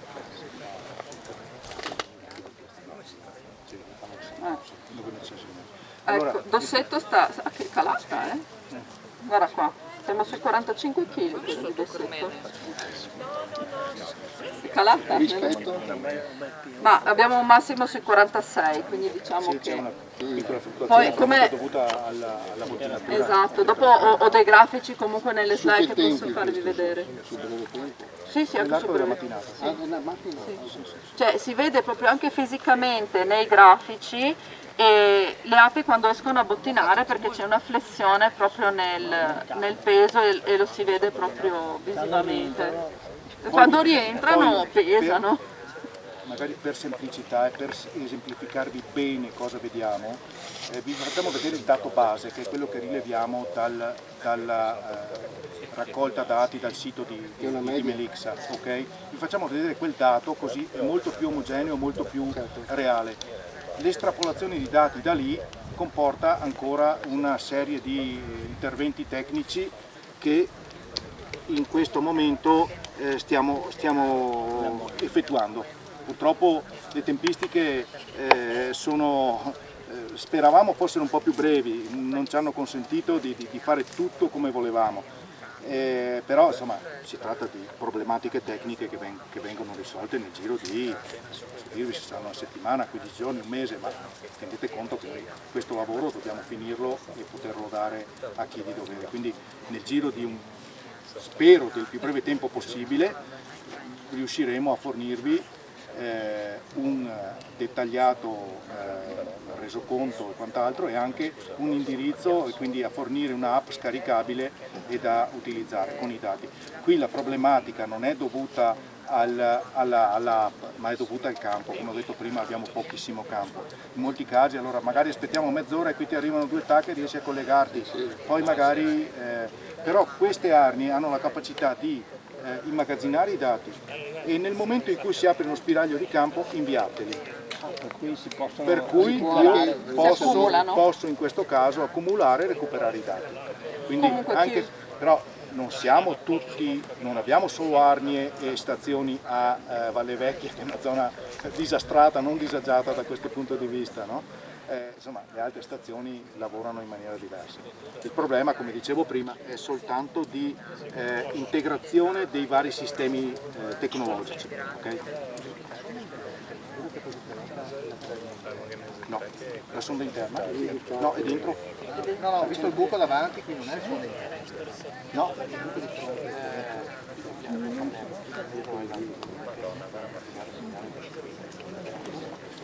Allora sta dicendo che il filo bianco è il pannello, il filo nero è l'antenna. Magari ci spostiamo così faccio vedere un po' meglio. Scusami, siamo... vabbè, dai, ci arrangiamo. Il trasmettitore, scusate, il contavoli, quell'apparecchiatura bianca in questo caso, ecco, quello è il sensore di temperatura. L'apparecchiatura bianca contiene un filetto, dall'apparecchiatura bianca che è il nostro trasmettitore contiene anche la SIM che mi trasmette i dati, parte un filetto che noi inseriamo all'interno con una sonda di temperatura, quindi la sonda di temperatura non si può vedere dall'esterno, ok? La temperatura interna non si vede dall'esterno. No, era solo per capire dove era quello è il sensore di pioggia. Okay. Dove era posizionata, come scelta? Dentro, noi lo mettiamo di solito all'interno, centralmente rispetto al...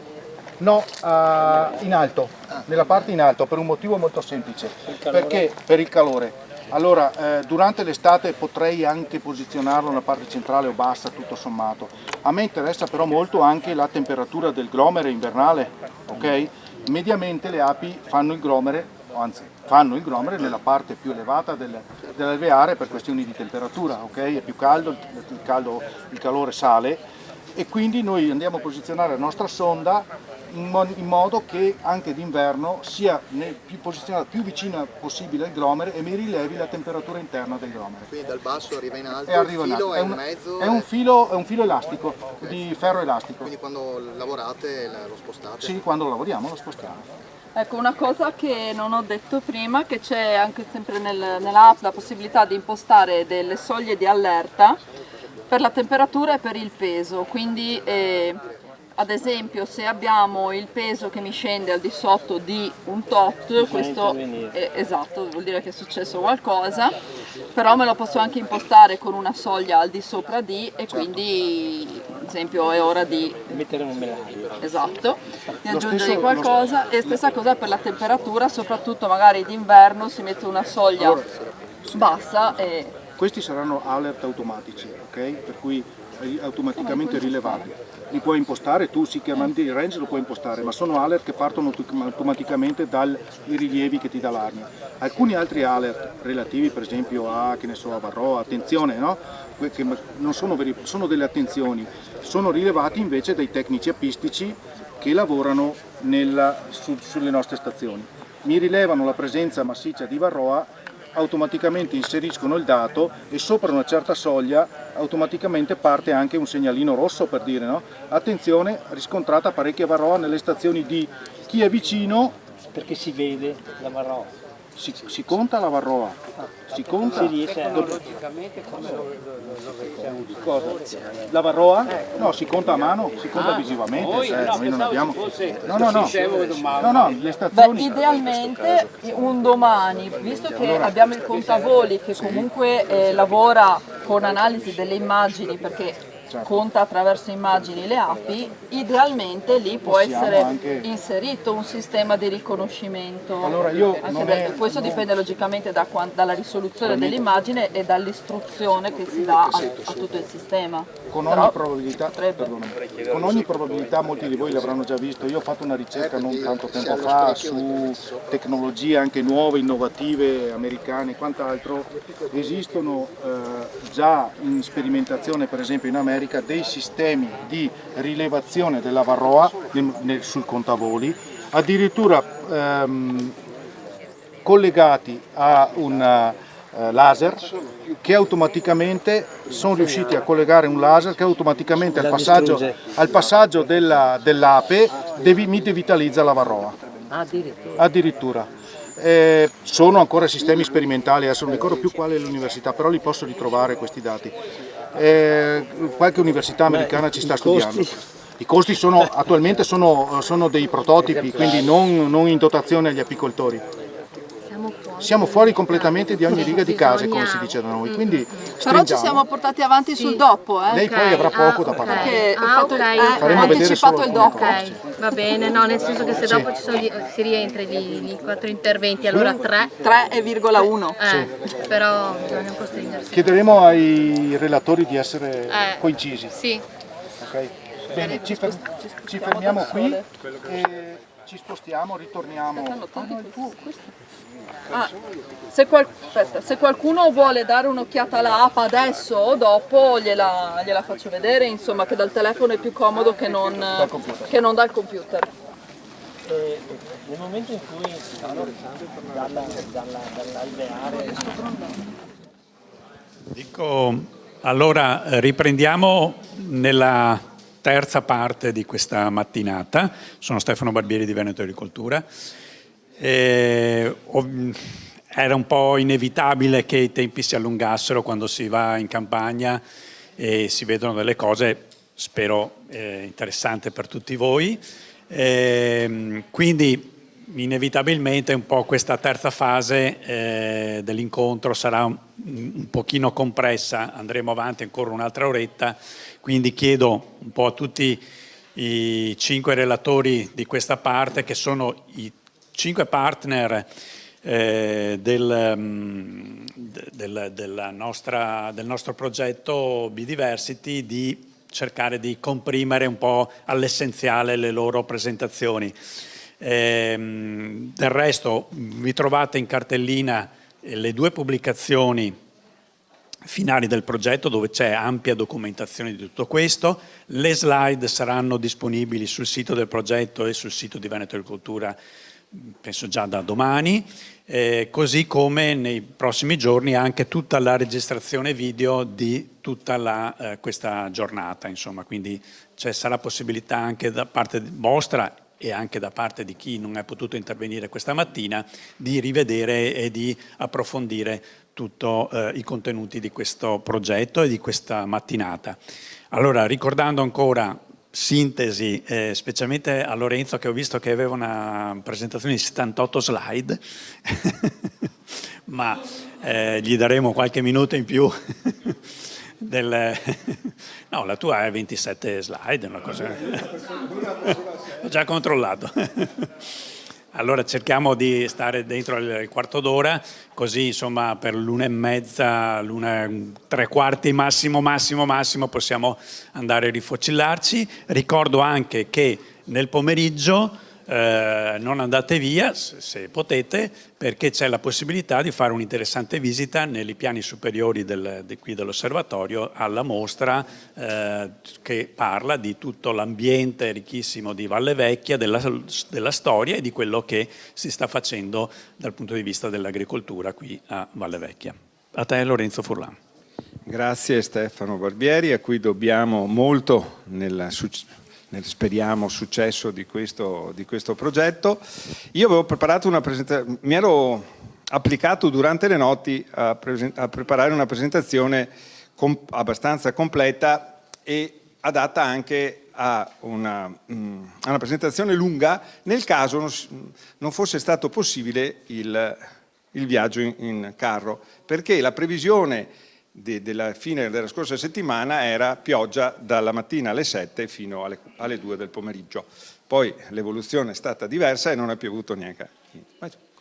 Allora adesso cercherò quindi mi autocastro e sarò molto succinto e comunque a disposizione per i chiarimenti successivi. Nel pomeriggio, volendo, si può anche organizzare un viaggetto a vedere le altre arnie nel caso qualcuno avesse piacere di farlo. Allora, Valle Vecchia in estrema sintesi era una laguna prima, è stata bonificata, una delle ultime bonifiche d'Europa. Vedete qui il comprensorio. Successivamente alla bonifica, che ha lasciato sostanzialmente un territorio, come vedete, piano, privo di alberi. Prima non c'erano i boschi qua, c'era la pineta in fondo, ma non c'erano. Successivamente, in un periodo in cui le vacche erano grasse, cioè i skate tirava drio, non è il periodo di adesso, ecco. Ma c'è stato un periodo, qualcuno non può anche ricordarlo con i capelli bianchi come me, in cui, avendo la pancia piena, abbiamo detto cominciamo a rinaturalizzare, cioè la Comunità Europea dava alle regioni delle risorse con questo obiettivo e i progetti, c'era una forte libertà di proporre progetti, ma in linea con questo obiettivo.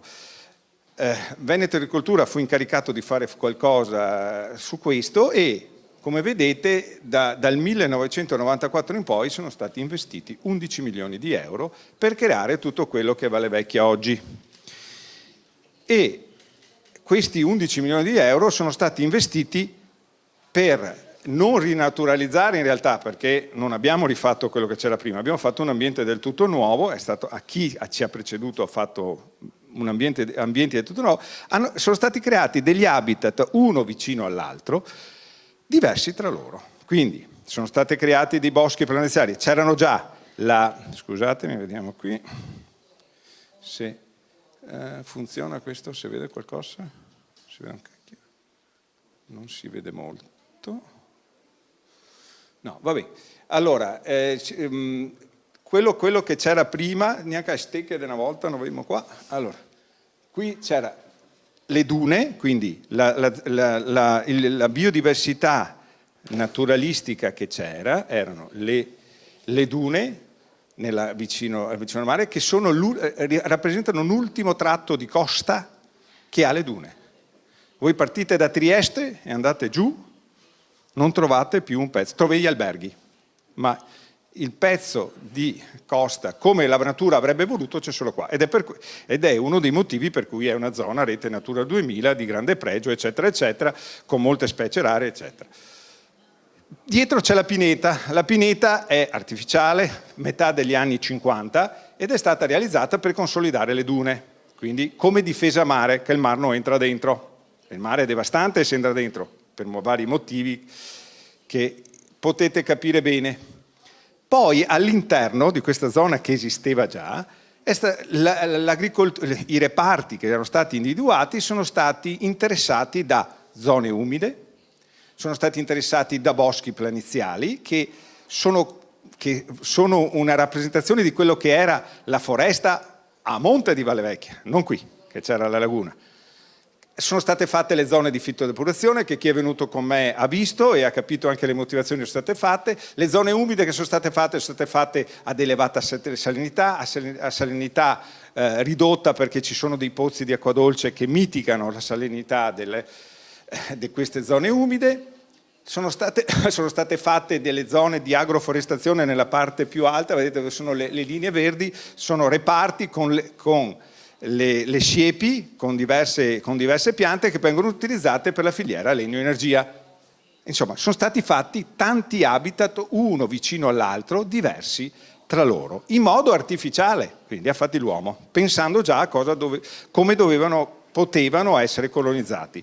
E la natura li ha trovati e ha cominciato a colonizzarli e quindi si sono formati degli habitat diversi tra loro, che hanno consentito alla fine di avere tutta questa enorme biodiversità, fra cui oltre il 50% delle specie di uccelli della lista nazionale.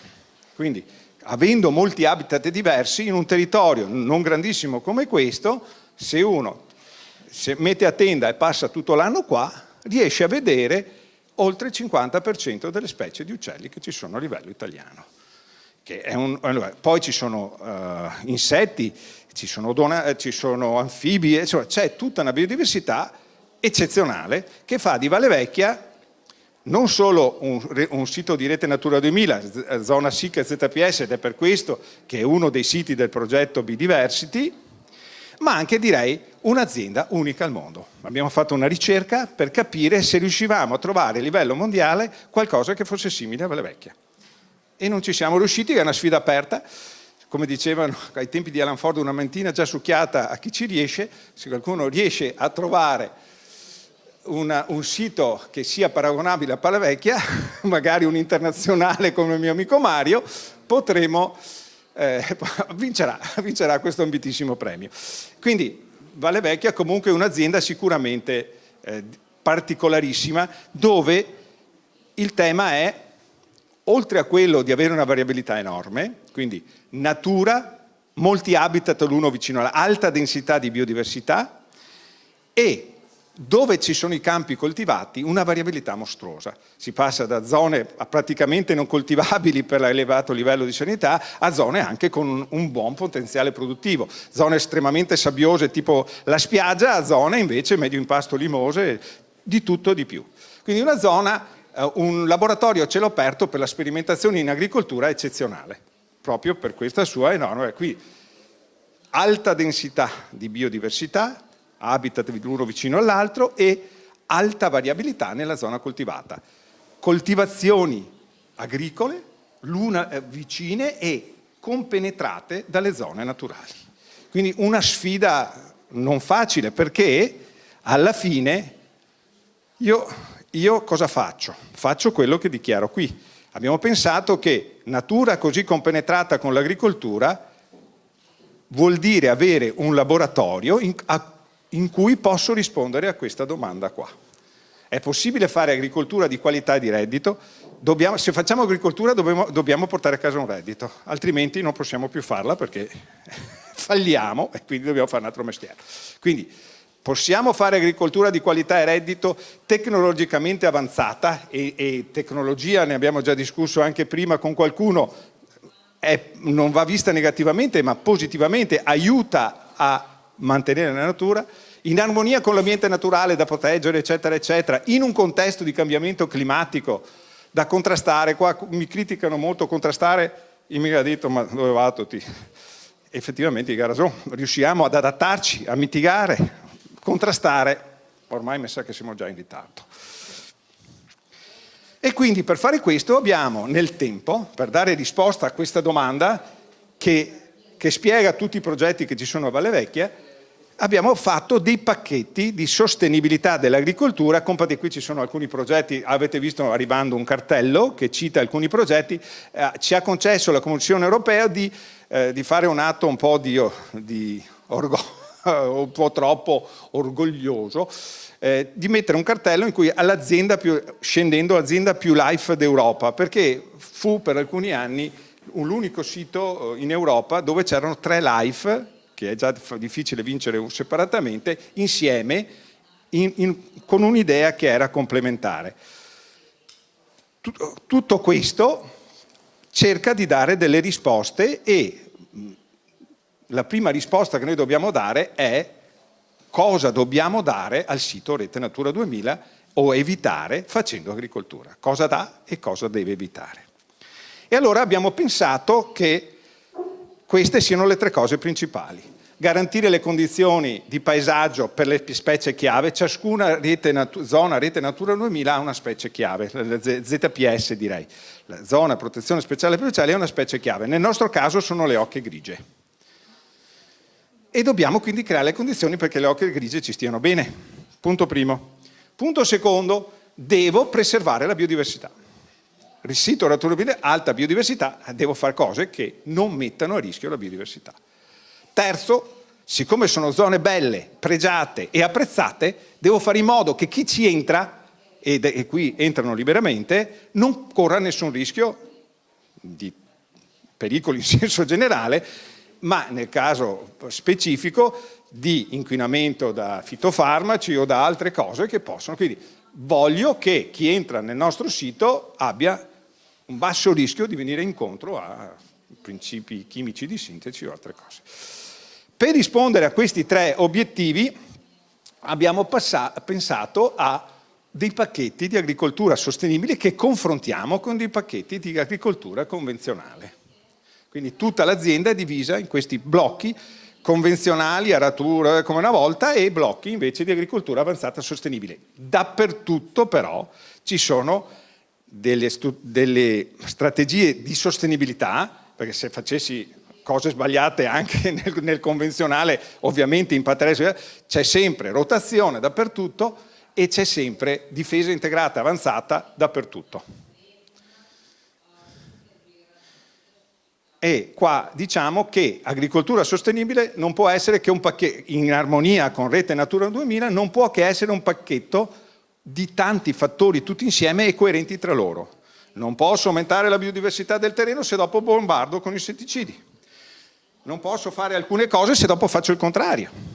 Quindi sono pacchetti in cui tutto deve essere considerato, scelta delle culture, rotazione, fertilizzazione, protezione delle culture, tutto insieme e coerentemente in modo da non danneggiare quello che costruisco con un fattore. E quindi agricoltura di precisione, agricoltura conservativa, soluzioni per la fertilizzazione a basso impatto, eccetera. Quindi ci sono zone dove questo è ancora più spinto di Valle Vecchia, in queste zone abbiamo messo le arnie che avete visto. Una era quella che avete visto quando abbiamo fatto il giro fuori, che era in una zona, come avete visto, coltivata sia dal lato delle arnie sia dal lato opposto. Le altre 2 arnie naturali erano in zone naturali, erano in altra posizione. In questi pacchetti allora cosa consideriamo per rispondere alle necessità del sito Rete Natura 2000? Garantire ogni anno le rotazioni prevedono corpi importanti di colture a turno vernine, particolarmente frumento, che piace alle oche, in cui loro possono atterrare e anche abbastanza riparati, loro sono contenti, quelli un po' più lontani loro stanno bene. E qua vedete le oche, c'è carne, stanno bene e si vede.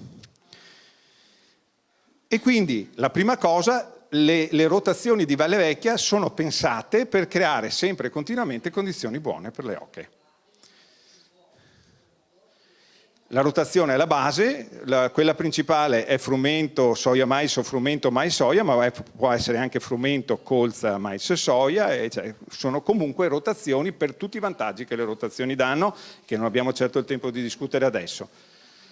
Per rispondere alle altre due domande, evitare l'impatto sulla biodiversità e avere un ambiente senza pericoli, senza nessun tipo di influenza negativa per chi lo visita, abbiamo questo pacchetto olistico in cui tutti i fattori, abbiamo detto, interagiscono. E quindi, adesso non ho il tempo, pensavo di passarci più tempo, ma invece andremo via veloci, facciamo tutto dove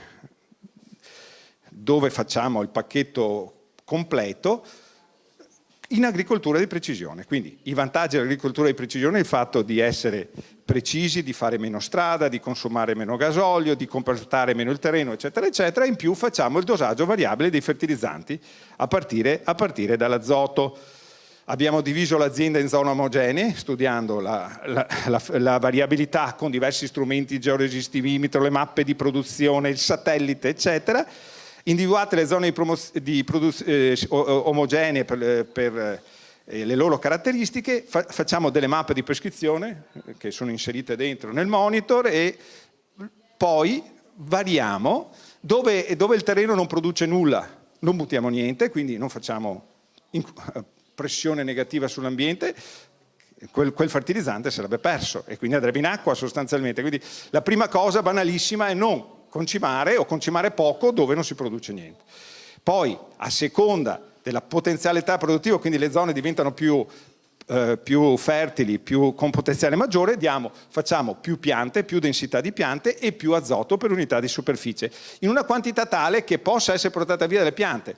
Io dovrei dare, mi avvicino, chiaro, nell'agricoltura non è facile avere il 100% di tutto perché le variabili sono molte e intelligenti tra loro, ma il mio ideale è dare esattamente la quantità di azoto o di altro fertilizzante che la pianta riesce a mangiarsi in quel periodo, in modo che quando arriva la pioggia non possa dilavare nulla perché a pianta si agasa ciucciada.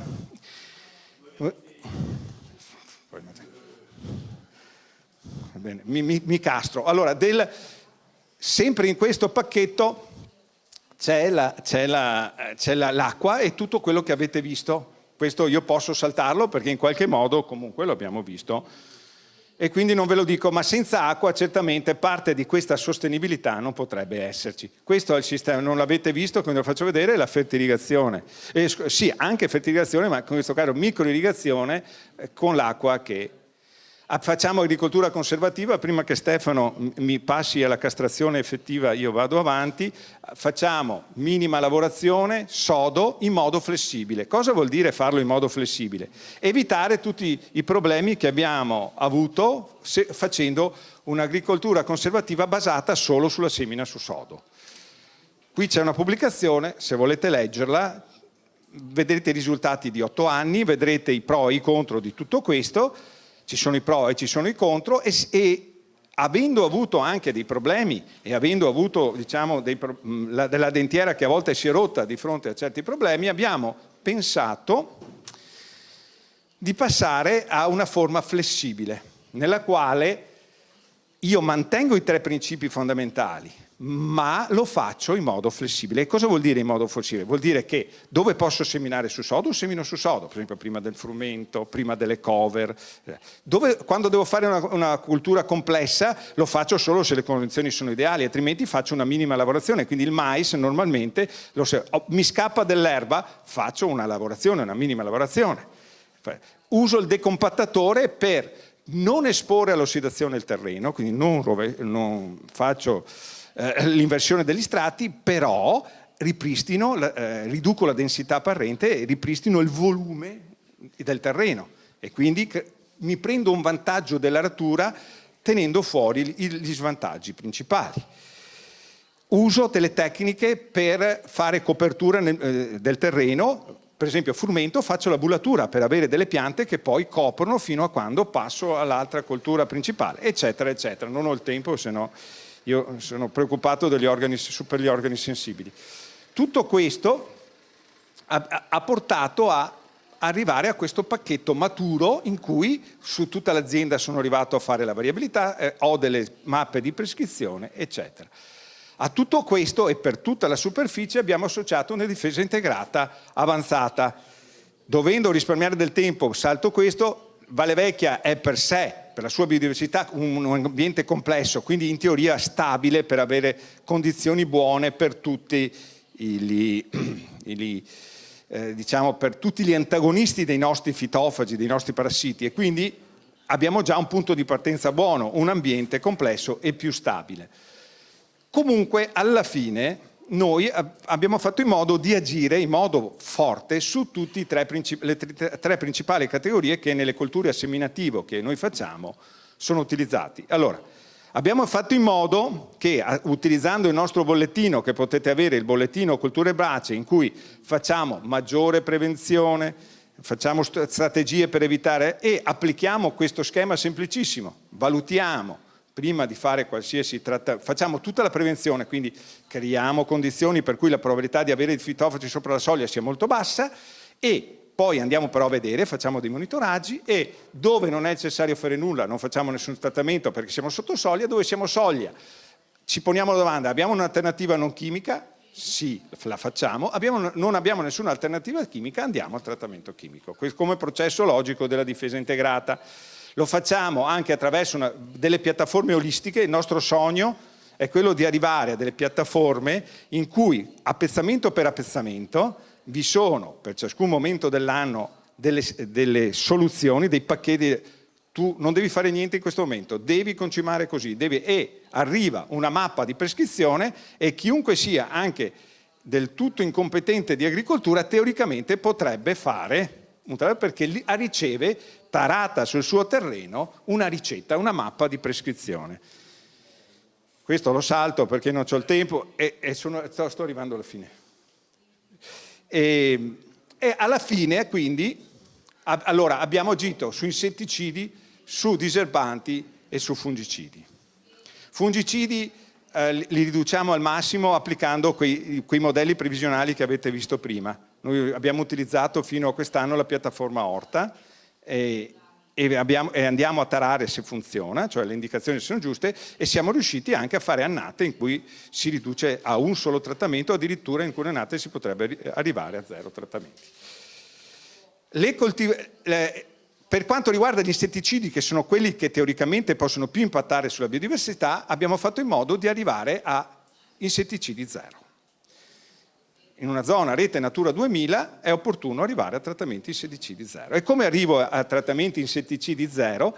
Applicando questo schema, non ho il tempo sicuramente di spiegarlo, ma allora qual è il concetto? Noi facciamo agricoltura conservativa, riduciamo l'ossidazione, aumentiamo la biodiversità, abbiamo più artropodi, abbiamo più attività microbica, abbiamo più sostanza organica, abbiamo anidride carbonica nell'aria, abbiamo più fertilità, dobbiamo cercare di mantenere questo incremento di biodiversità di carbonio nel terreno. Come lo possiamo fare? Facendo la valutazione del rischio, facendo la valutazione dell'impatto del livello delle popolazioni di lateridi, che è la specie che più ci crea problemi, e avete visto la trappola che usiamo nel giro, alcuni di voi l'hanno vista, e poi prendiamo una decisione. Questa decisione è basata, se troviamo tanti adulti mettiamo giù le trappole e vediamo se siamo sopra una soglia. Queste sono le catture delle trappole, vedete che c'è una specie principale, l'Agrates sordidus, che è sotto la soglia, in questo caso era sotto la soglia, poi abbiamo messo le trappole, la soglia è 2 larve per trappola e vedete che i monitoraggi nei diversi reparti hanno dato un valore sopra la soglia, non faccio nulla. Se avessi trovato livelli sopra la soglia non avrei fatto il trattamento chimico perché sono in rete Natura 2000, ma avrei fatto una soluzione alternativa, avrei spostato la cultura sull'imprescindibile dall'altra parte oppure avrei trovato delle soluzioni di cui non ho il tempo adesso, ma avrei trovato un'altra soluzione. Tutto questo alla fine porta valutazione del rischio sotto la soglia, nessun trattamento, porta a mantenere i benefici che l'agricoltura conservativa porta facendo tutto il resto. Allora uno potrebbe dirmi, ma funziona o non funziona? Voi vedete qui dal 2009 al 2021 Valle Vecchia e le altre aziende pilota dove abbiamo applicato la difesa integrata nelle prime fasi del mais, e voi vedete che in questi anni 600 ettari su 2400 ettari di mais coltivati non ne abbiamo riseminato nessuno. E abbiamo avuto un danno mediamente sempre sotto il 20%, che è la soglia, 15-20% è la soglia in cui cominci a avere una probabilità di riduzione di produzione. Per il fruttovero e frumento facciamo le stesse cose, per la piralide, dove la piralide supera la soglia che abbiamo definito, usiamo il BT. Quindi in questo caso usiamo quell'altra parte dei principi di difesa integrata, che è uso l'alternativa. Per gli erbicidi, in questo progetto Horizon IVM Price abbiamo visto che una macchina che tratta solo localizzato anche in post emergenza la fila e lavora in mezzo, riesce a ridurre del 70-80% la quantità di diserbanti. I diserbanti che possono andare in acqua e possono influire negativamente sulla biodiversità degli anfibi, dei rettili, eccetera, eccetera. Tutto questo l'abbiamo fatto anche con la copertura del fondo mutualistico, e alla fine i risultati sono stati questi. Abbiamo le arnie, l'arnia che avete visto oggi, che prima è questa qui, avete visto questa arnia qui, e ce n'è un'altra dall'altra parte, e ci sono dall'altra parte quelle in territorio naturale, dove le api girano tanto, però devono far strada per arrivare all'agricoltura. E voi vedete l'andamento nel tempo, che ringrazio Martino e Silvano per tutti questi dati che hanno raccolto. Voi vedete che se confrontate la parte agricola con la parte e vedete i pesi in chilogrammi sulla sinistra, l'andamento è stato del tutto simile, non ci sono state differenze sostanziali tra le due postazioni. Se andiamo a vedere l'altro confronto, vediamo una cosa simile, anzi forse quasi quasi talvolta l'agricolo, che aveva dentro anche culture che dovevano aumentare l'offerta per le api, e la stessa cosa su quest'altra, sulla 1, su un periodo di tutto il periodo, voi vedete che gli andamenti sono speculari e non ci sono state differenze sostanziali tra i due sistemi.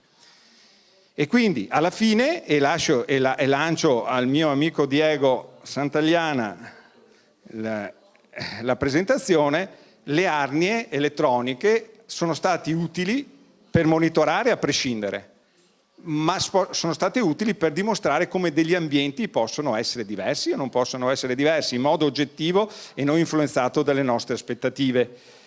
Possono essere utili per la gestione, per gli apicoltori. Chi fa nomadismo può controllare le arnie da remoto e quindi non fare migliaia di chilometri magari per niente. Possono essere usate per comparare delle zone, da parte degli agricoltori, zone diverse. Lascio poi spiegare meglio a Diego Santagliana questa cosa. Mi fermo qui e lascio.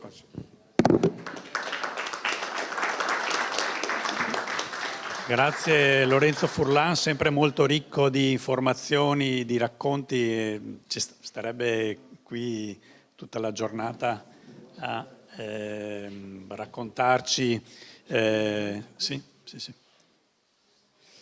A raccontarci la ricchezza di iniziative che facciamo qui a Veneto Agricoltura e abbiamo diverse occasioni anche come Veneto Agricoltura per presentare queste cose e nelle diverse iniziative che facciamo durante l'anno.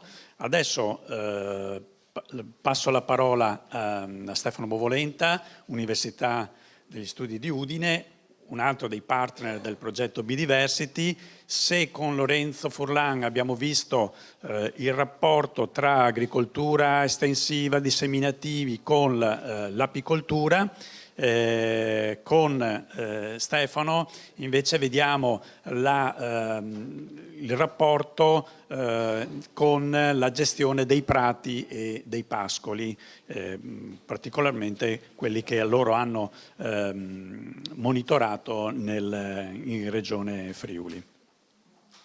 Sai come si possono mettere solo questo? Grazie. E poi? Com'è che riesco ad avere una così? Senza avere questa. Guarda lì. Vado avanti.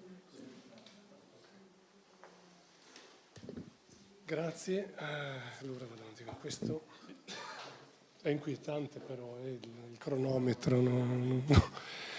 Va bene.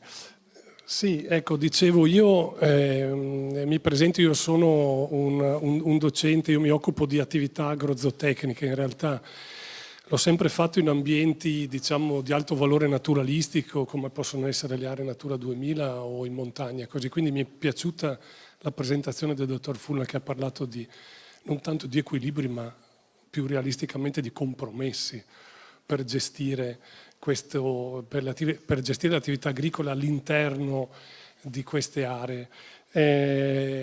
Quindi ecco, parlo io, ma in realtà rappresento un gruppo di lavoro con diverse competenze. Il gruppo di Udine, in collaborazione col Polo di Pordenone, si è occupato in particolare del ruolo dei prati e dei pascoli all'interno di queste aree, anche in rapporto a questo servizio ecosistemico che è quello dell'impollinazione, attraverso il monitoraggio delle api esistenti. Velocemente, perché il tempo non c'è, dico i nostri obiettivi, ovvero gli obiettivi che il lead partner ci ha assegnato all'inizio del progetto, erano quello di occuparci di pratiche esistenti per la biodiversità all'interno delle nostre aree. Per questo abbiamo individuato una rete di stakeholder, di portatori di interesse, che ci ha aiutato a fare questa cosa, di un piano d'azione per i prati permanenti. Noi abbiamo studiato in particolare i prati magredili dell'area del tagliamento, oltre a pascoli nell'area Natura 2000 del Carso Triestino Goriziano. Poi abbiamo sviluppato una serie di prove in campo e per ultimo, ma non per ultimo, abbiamo sviluppato delle attività di divulgazione e di formazione su questi temi. Velocemente, su ognuno di questi punti è disponibile un report, 2 sono definitivi, 2 a giorni lo saranno. In Friuli abbiamo individuato come portatori di interesse responsabili degli uffici regionali della biodiversità, dei pagamenti per il sostegno all'apicoltura, i consorzi apistici, le associazioni di categoria, ma anche tutto il mondo della formazione, quindi non solo gli istituti tecnici agrari, ma anche l'università. Abbiamo iniziato facendo un'analisi di contesto delle misure di conservazione all'interno delle aree Natura 2000 che coinvolgevano l'agricoltura e l'apicoltura, ma in particolare appunto la gestione dei prati e dei pascoli. Qua vado veloce, dico solo che qui saranno disponibili a giorni i report, per cui diciamo, abbiamo fatto un piano di azione per i prati permanenti. In particolare abbiamo cercato, con l'aiuto del botanico che ci ha sopportato, il dottor Pasut, che è qui in sala, di mettere a punto degli indicatori semplici, speditivi, per la valutazione nel tempo, per il monitoraggio della biodiversità di queste situazioni qui. Ancora una successiva azione che riprenderò fra poco per parlare di buone pratiche, si è occupata della proposta di una gestione integrata di questi agroecosistemi, proprio per venire incontro alla necessità di trovare quei compromessi di cui si diceva e di cui ha parlato anche il dottor Fullan. Velocemente le nostre 2 aree Natura 2000, una è l'area Natura 2000 Greto del Tagliamento. In realtà noi abbiamo fatto quello che è stato fatto più o meno qui, cioè abbiamo inserito 3 apiari all'interno dell'area Natura 2000 nella destra Tagliamento, dove c'è un'attività agricola ma inserita in un'area Natura 2000, quindi diciamo un'attività estensiva, e poi abbiamo anche studiato i dati, insomma abbiamo confrontato i dati raccolti da queste aree con apiari presenti nella parte più agricola, che io nelle tabelle ho messo intensiva, ma in realtà è un'agricoltura tradizionale, non una monocoltura spinta, però insomma seminativi e coltivazioni in continuo. Non parlerò del Carso Goriziano e Triestino per motivi di brevità, quindi magari vi racconto qualcosa su questa prima situazione. Prove in campo che appunto visto diciamo il focus su prati e pascoli aveva come obiettivo quello di studiare la relazione tra piante di potenziale interesse apistico in generale, arboree, arbustive, erbacee, ma in particolare anche dei prati, e la composizione un anno del polline raccolto con delle trappole polliniche che abbiamo utilizzato in tutti gli appiari, e l'anno successivo addirittura sui mieli, ma dopo vi dirò. Ovviamente appunto l'obiettivo era quello di valutare il ruolo della flora prativa e pascoliva nel soddisfare le esigenze apistiche. C'è da dire una cosa, e mi prendo 2 secondi, dal mio punto di vista prato e pascolo vuol dire zootecnia. Okay. Quindi diciamo in questi anni io mi sono occupato della qualità dei fieni a favore utilizzati nei settori zootecnici, in particolare quello del lattiero caseario. È chiaro che le biomasse prodotte con prati soggetti a vincoli sulla biodiversità molte volte portano a foraggi di qualità organolettica, nutrizionale, dietetica scadente per gli animali, per cui la mia idea era anche di imparare qualcosa, cioè capire come potevo gestire un prato per avere un fieno, almeno un taglio, 2 tagli di fieno utilizzabile per le componenti zootecniche, e poi anche diciamo, avere la sensibilità per mantenere le fioriture in termini di quantità e di epoca di fioritura nei prati. Questo era un po' l'obiettivo. Adesso non entro nei particolari perché le prove erano tutte simili, quindi avevamo in ogni appiario che più o meno che tutti avevano più di 10 arnie, 4 arnie dotate di trappole polliniche, più un'arnia elettronica o intelligente, come si vuol dire, dotata dei sensori che è identica a quella che abbiamo visto stamattina. Abbiamo fatto un'indagine ambientale su base Corin Biotops. La Regione Friuli Venezia Giulia ha a disposizione anche una carta della natura al 5000 che poi è stata raffinata in campo. Siamo partiti da lì, poi abbiamo fatto anche analisi fitosociologiche e valutazione degli stadi fenologici in campo.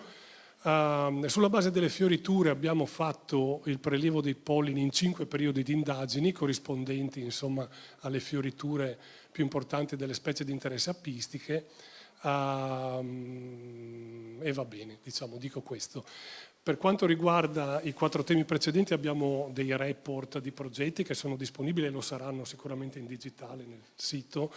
Qui diciamo, ho l'ambizione di riuscire a pubblicare un lavoro scientifico oltre che una pubblicazione divulgativa.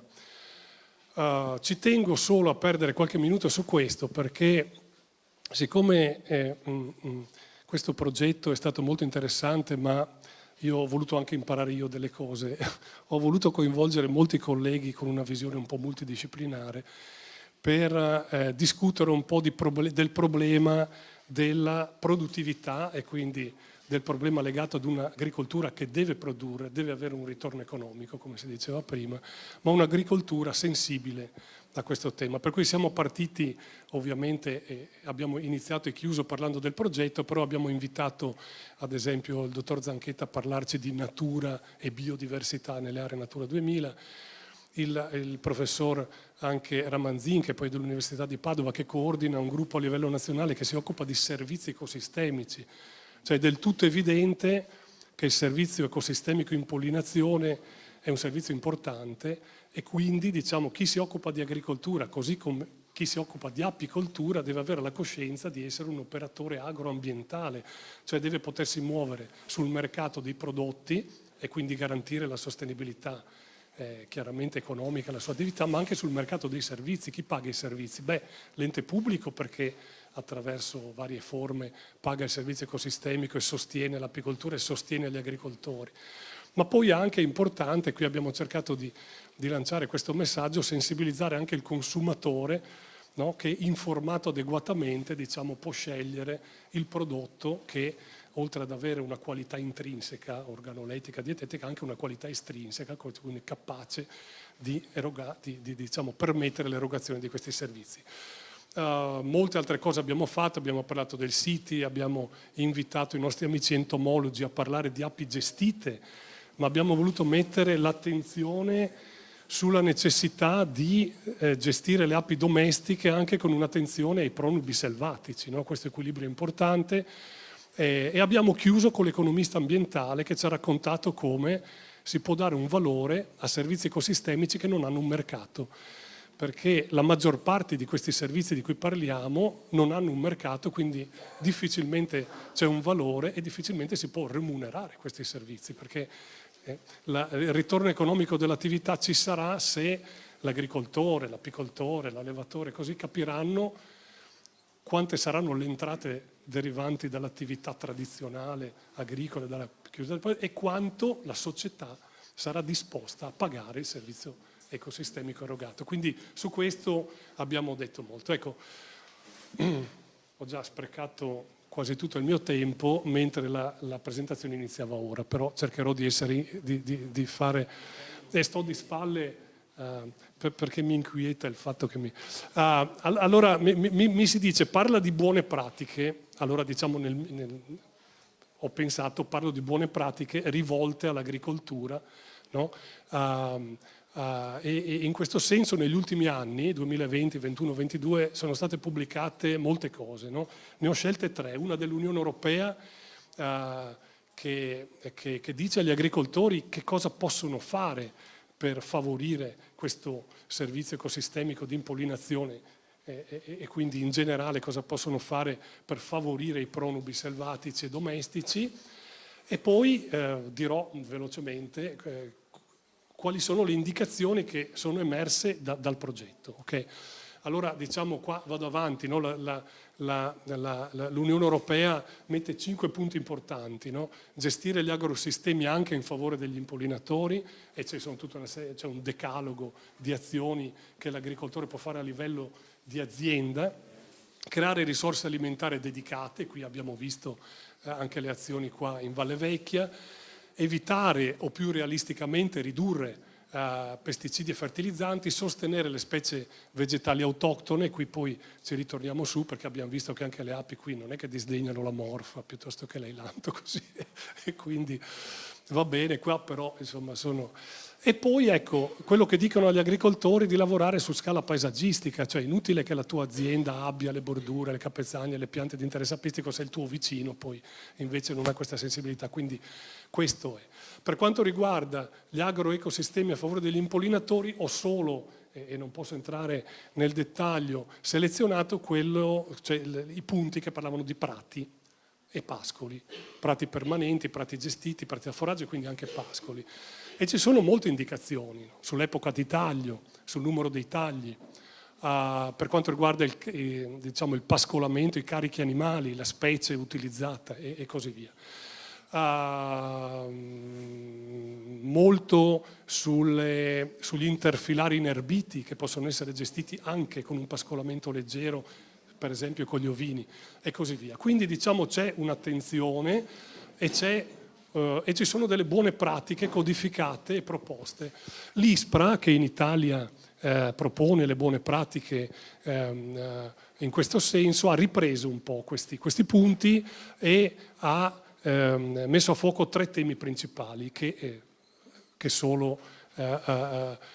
non commento, ma il contenimento dei fitofarmaci, le pratiche agronomiche aziendali, riprende e in parte diciamo specifica quello che diceva l'Unione Europea e parla anche di connettività ecologica, cioè c'è l'idea insomma che anche col nuovo PSN che adesso andrà in vigore nel 1 gennaio 23 ci sono molte indicazioni perché così le aziende devono insomma aderire a una serie di prescrizioni, c'è anche un ecoschema in particolare dedicato all'apicoltura.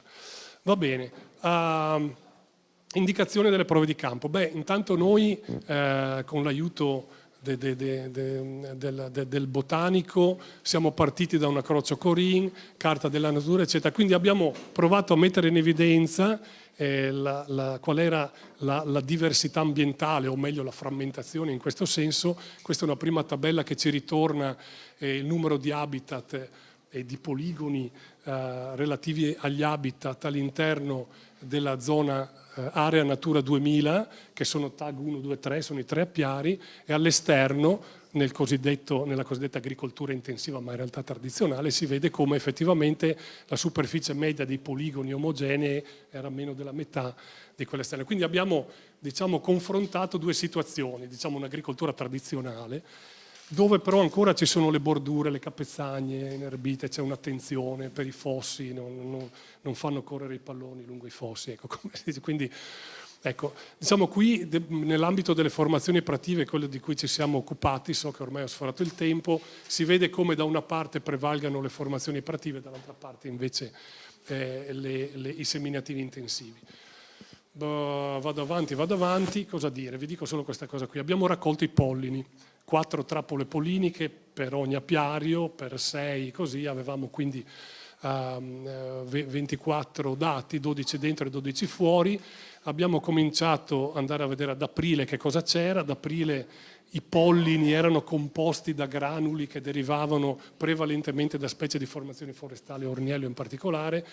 A maggio prevalevano le colture spontanee, anticipo che non c'è stata una grande differenza fra Natura 2000 e agricoltura, però visto che a giugno fioriscono i prati e noi ci occupavamo di prati, abbiamo chiesto al botanico di fare un'analisi un po' più precisa, abbiamo preso tutti i prati permanenti presenti, abbiamo fatto delle indagini, 30 indagini fitosociologiche, oltre alla classica numero di specie e copertura delle specie, abbiamo registrato anche gli stadi fenologici, quasi 100 delle piante su 190, cioè una grande biodiversità, erano in fiore, quindi ci saremmo aspettati che le api, contentissime, andassero sui pascoli, e invece niente è successo di tutto questo. 2 limiti nella cosa che poi magari se nella discussione cos'è. Il primo limite è che il laboratorio che ci ha fatto le analisi polliniche, che nella mia testa, che mi occupo di altre cose, pensavo ci desse una lista di tutte le specie presenti nei pollini, invece ci sono dei problemi, perché mi è stato spiegato che la valutazione dei pollini è su base morfologica e quindi diciamo si fa fatica a distinguere specie che hanno granuli simili, no? E quindi diciamo se una specie ha avuto insomma una storia filogenetica simile a un'altra, a questo punto mi ritorna un genere, non una specie. Allora io da un lato avevo l'attentissima analisi del dottor Pasut con tutte le specie, le 190 specie presenti, dall'altro ho dovuto aggregare perché non avevo una possibilità di fare, quindi ho potuto fare corrispondenze fra categorie presenze, no? Questo per le piante erbacee. Per l'arbore è molto più facile, come si vede lì sotto, la morfa che si vede chiaramente nei pollini, si riesce a verificare tranquillamente se c'è una corrispondenza tra la presenza della morfa e i pollini. Quindi diciamo, torniamo alla nostra tabella, la completa e finisco. A giugno pensavamo di ragionare sui nostri prati, di portare qua i risultati, le api che sono, ho imparato, molto opportuniste, avevano vicino la morfa e non ci hanno pensato nemmeno un secondo su dove andare.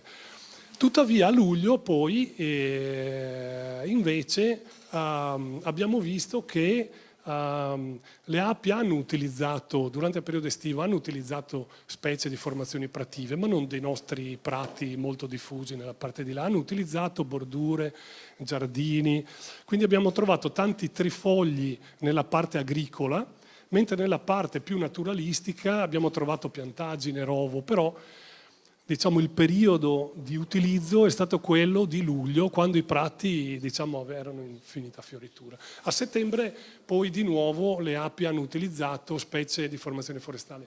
Chiudo dicendo che volevamo vedere una differenza fra dentro e fuori, non l'abbiamo trovata, ovvero c'è e si vede, ma statisticamente non è significativa, né ci sono interazioni significative, quindi differenze tra dentro e fuori all'interno dei periodi. Chiudo dicendo che l'anno successivo abbiamo provato a fare l'analisi dei pollini sui mieli. Dopo la smielatura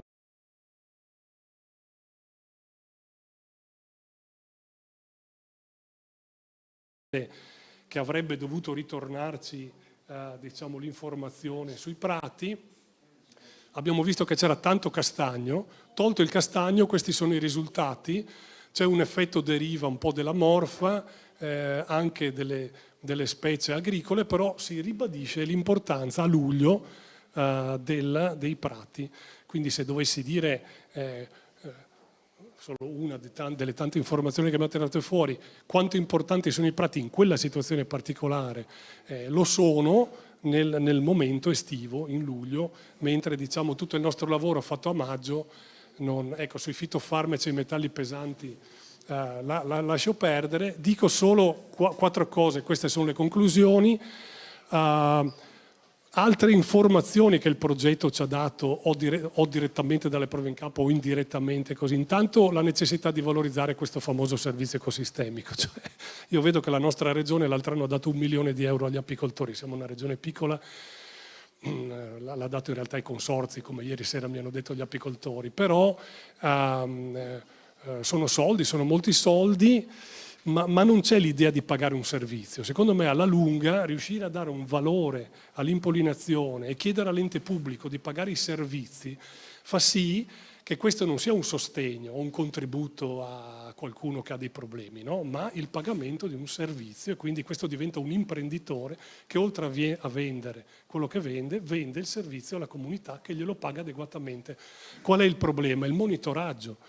Cioè quando l'ente pubblico individua un servizio deve avere anche gli strumenti per misurarlo e pagarlo adeguatamente. Quindi anche tutto il lavoro che abbiamo fatto per il monitoraggio della biodiversità, le cose così, è importante. Finisce questo progetto, non può finire il monitoraggio, questo è il problema. Quindi l'indicazione è: troviamo degli indicatori speditivi semplici, economici, così, ma teniamo l'attenzione non solo su Valle Vecchia o Lacona, voglio dire, ma anche su tutto il territorio. E quello che fa Veneto Agricoltura distribuendo queste arnie elettroniche su tutto il territorio è una cosa molto importante che potremmo, secondo me, proporre anche alla nostra regione.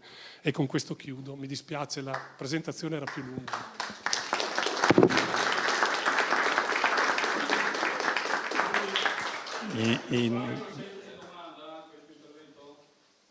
No, ne parliamo durante il pranzo.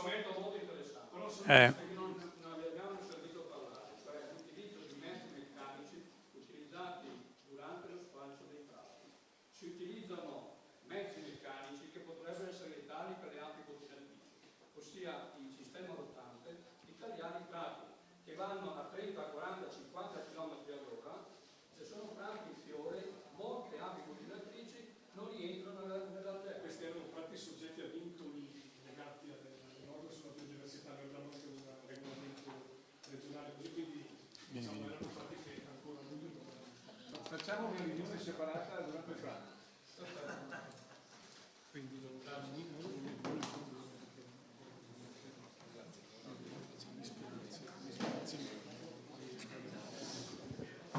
Allora, abbiamo visto apicoltura e colture seminativi, abbiamo visto apicoltura e prati. Con Diego Santaliana e Antonella Stravisi del Polo Tecnologico Alto Adriatico, altro partner del progetto Bidiversity.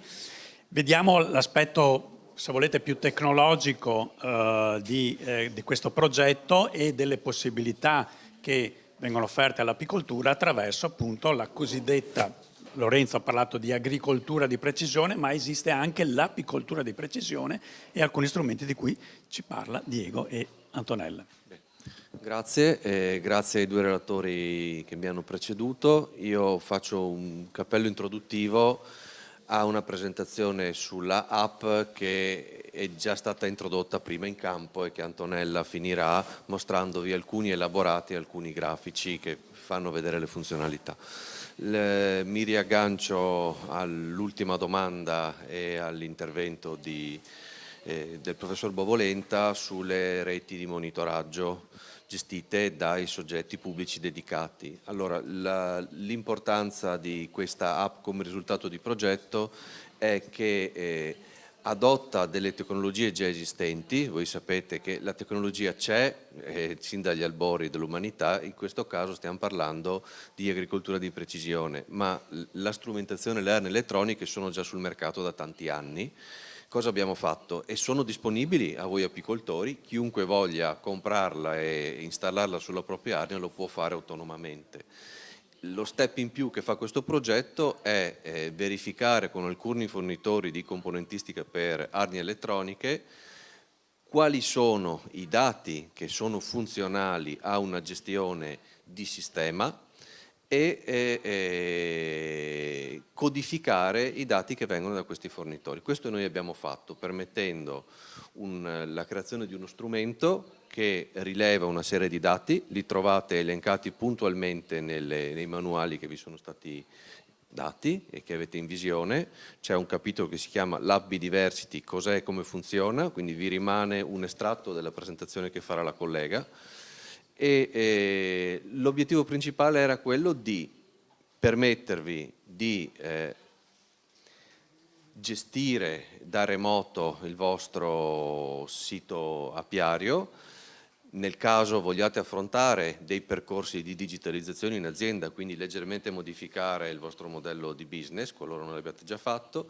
La seconda cosa, permette a Veneto Agricoltura come soggetto dedicato e incaricato dalla Regione Veneto o i 4 consorzi provinciali del Friuli o gli enti dedicati in Slovenia di avere una visione generale di area vasta e fare dei ragionamenti che sono quelli propri dell'ente pubblico che deve controllare il fattore produttivo ma anche la tutela ambientale. Ci possono essere soluzioni aperte, il prodotto rimane di proprietà pubblica, il polo tecnologico che ha incaricato un fornitore è un soggetto, un organismo di diritto pubblico, un public equivalent, e dà in concessione gratuita questa app a tutti i potenziali utilizzatori, quindi alle 2 regioni e agli apicoltori che se la scaricano.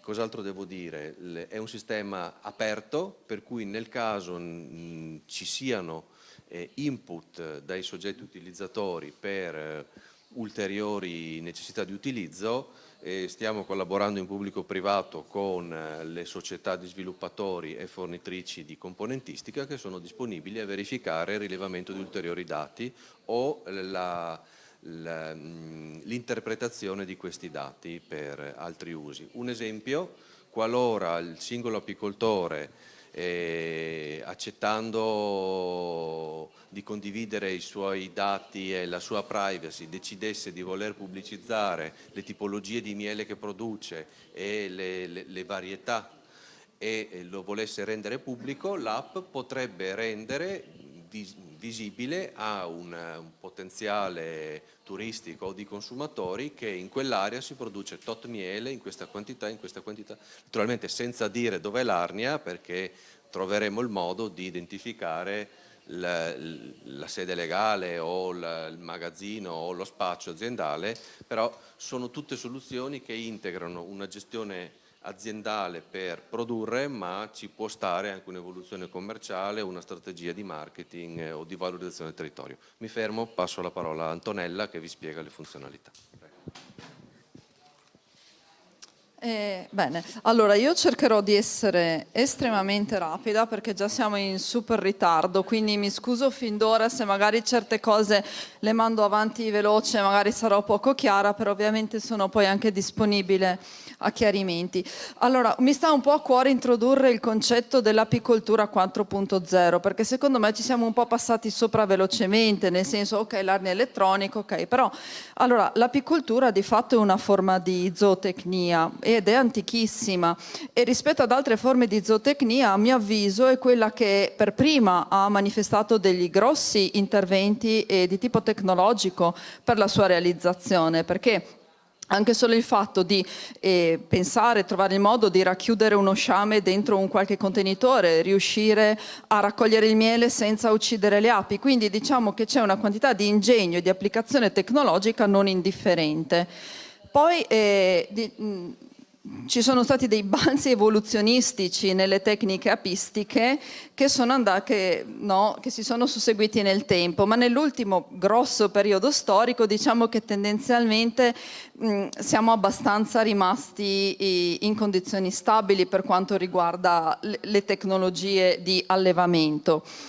E quindi ci fa strano parlare di tecnologia in apicoltura, e l'apicoltura è vista proprio come una delle attività per antonomasia tradizionali, mentre se parliamo ad esempio dell'allevamento bovino, parlare di allevamento 4.0 di applicazioni tecnologiche ormai non ci fa più assolutamente strano. Una cosa importante che abbiamo visto anche in campo, che infatti sono contenta che le abbiamo già viste in campo, queste arnie elettroniche, perché nulla sono se non delle arnie tradizionali dotate di sensoristica, che quindi l'arnia funziona come ha sempre funzionato, solo che ci dà delle informazioni in più e non va assolutamente a sostituire quello che è il lavoro dell'apicoltore, ma lo può integrare fornendo delle tipologie di dati. Allora, ovviamente l'apicoltore quando va in visita in apiario non si pensa di misurare la temperatura interna, quindi eventualmente possono esserci dei dati climatici, quindi ho i dati stazionari, ma tutti quelli che sono i dati relativi all'interno dell'arnia sono solo relativi, ed erano solamente relativi a quello che uno fisicamente vede quando la apre e la controlla. Il fatto di avere la raccolta, che sia in continuo o a intervalli, questo è indifferente, ma comunque la possibilità di un monitoraggio tra stagioni, tra anni e tra arnie mi permette di avere dei dati logicamente più oggettivi e di fare dei confronti tra situazioni e tra anni che non sono solo la mia memoria storica, ma sono veramente dei dati che rimangono da qualche parte. E come dicevamo prima, quindi ve lo anticipo adesso in maniera poi da saltarlo più velocemente dopo, ad esempio alcuni parametri come possono essere il peso e la temperatura mi possono dare delle indicazioni che mi permettono delle azioni in apiario più tempestive e quindi l'ottimizzazione di quelle che sono anche le mie risorse. Il monitoraggio a livello, quindi raccolta dati a livello di apiario, di alveare e di singola ape. A livello di apiario, stazione meteo, eventualmente controllo video, qui vado molto veloce. A livello di arnie invece entriamo nella sensoristica delle cosiddette arnie elettroniche. La bilancia che abbiamo visto in campo, che è semplicemente poggiata sotto. E ecco, qui vediamo un classico bel esempio di andamento del peso, dove vediamo l'incremento giornaliero dato dalla produzione e quei piccoli decrementi che vediamo, quelle flessioni che corrispondono all'uscita delle bottinatrici. Quindi qui vediamo che è un andamento di produzione costante e positiva. Ecco, qui un altro modo di visualizzare, vediamo nel grafico soprastante che quando il numero di voli, che sono le barre azzurre, aumenta, cala il peso. Quindi questo perché ve lo mostro? Perché è importante sempre valutare il dato in funzione di quello che sta succedendo nell'arnia. E per quanto riguarda la temperatura possiamo avere delle indicazioni, qui vado veramente molto veloce, ma sono cose che voi già probabilmente sapete molto meglio di me. E se noi ad esempio possiamo avere un'informazione relativamente al fatto che una nuova regina sia stata accettata o no dal fatto di vedere una covata oppure no all'interno dell'alveare. Anche i livelli di temperatura ci possono dare indicazione di questo. Quindi quando abbiamo la temperatura che si alza rimane costante e dovrebbe perlomeno essere indice della presenza di covata. Le escursioni termiche estate-inverno che sono diverse, con una minore escursione termica in estate e comunque in inverno vediamo che la temperatura ci rimane al di sopra di una certa soglia per garantire la sopravvivenza. E anche la sciamatura mi viene indicata dal rapporto temperatura-peso, cioè dal confronto temperatura-peso, mi cala il peso, ovviamente perché sono andate via le api, mi aumenta la temperatura perché le api sono molto più frenetiche, quindi aumenta la temperatura interna prima della sciamatura. Ovviamente vederlo dopo poco mi serve, però almeno so che stamattina hanno sciamato, per esempio, e quindi... Allora, le rilevazioni acustiche e i gas ve li salto. E per quanto riguarda il contavoli, ne parlavamo anche in campo, è importante a mio avviso soprattutto per riuscire a individuare quelle che sono le assenze di rientro nell'alveare che non sono più fisiologiche come numeri e questo come posso fare a capirlo?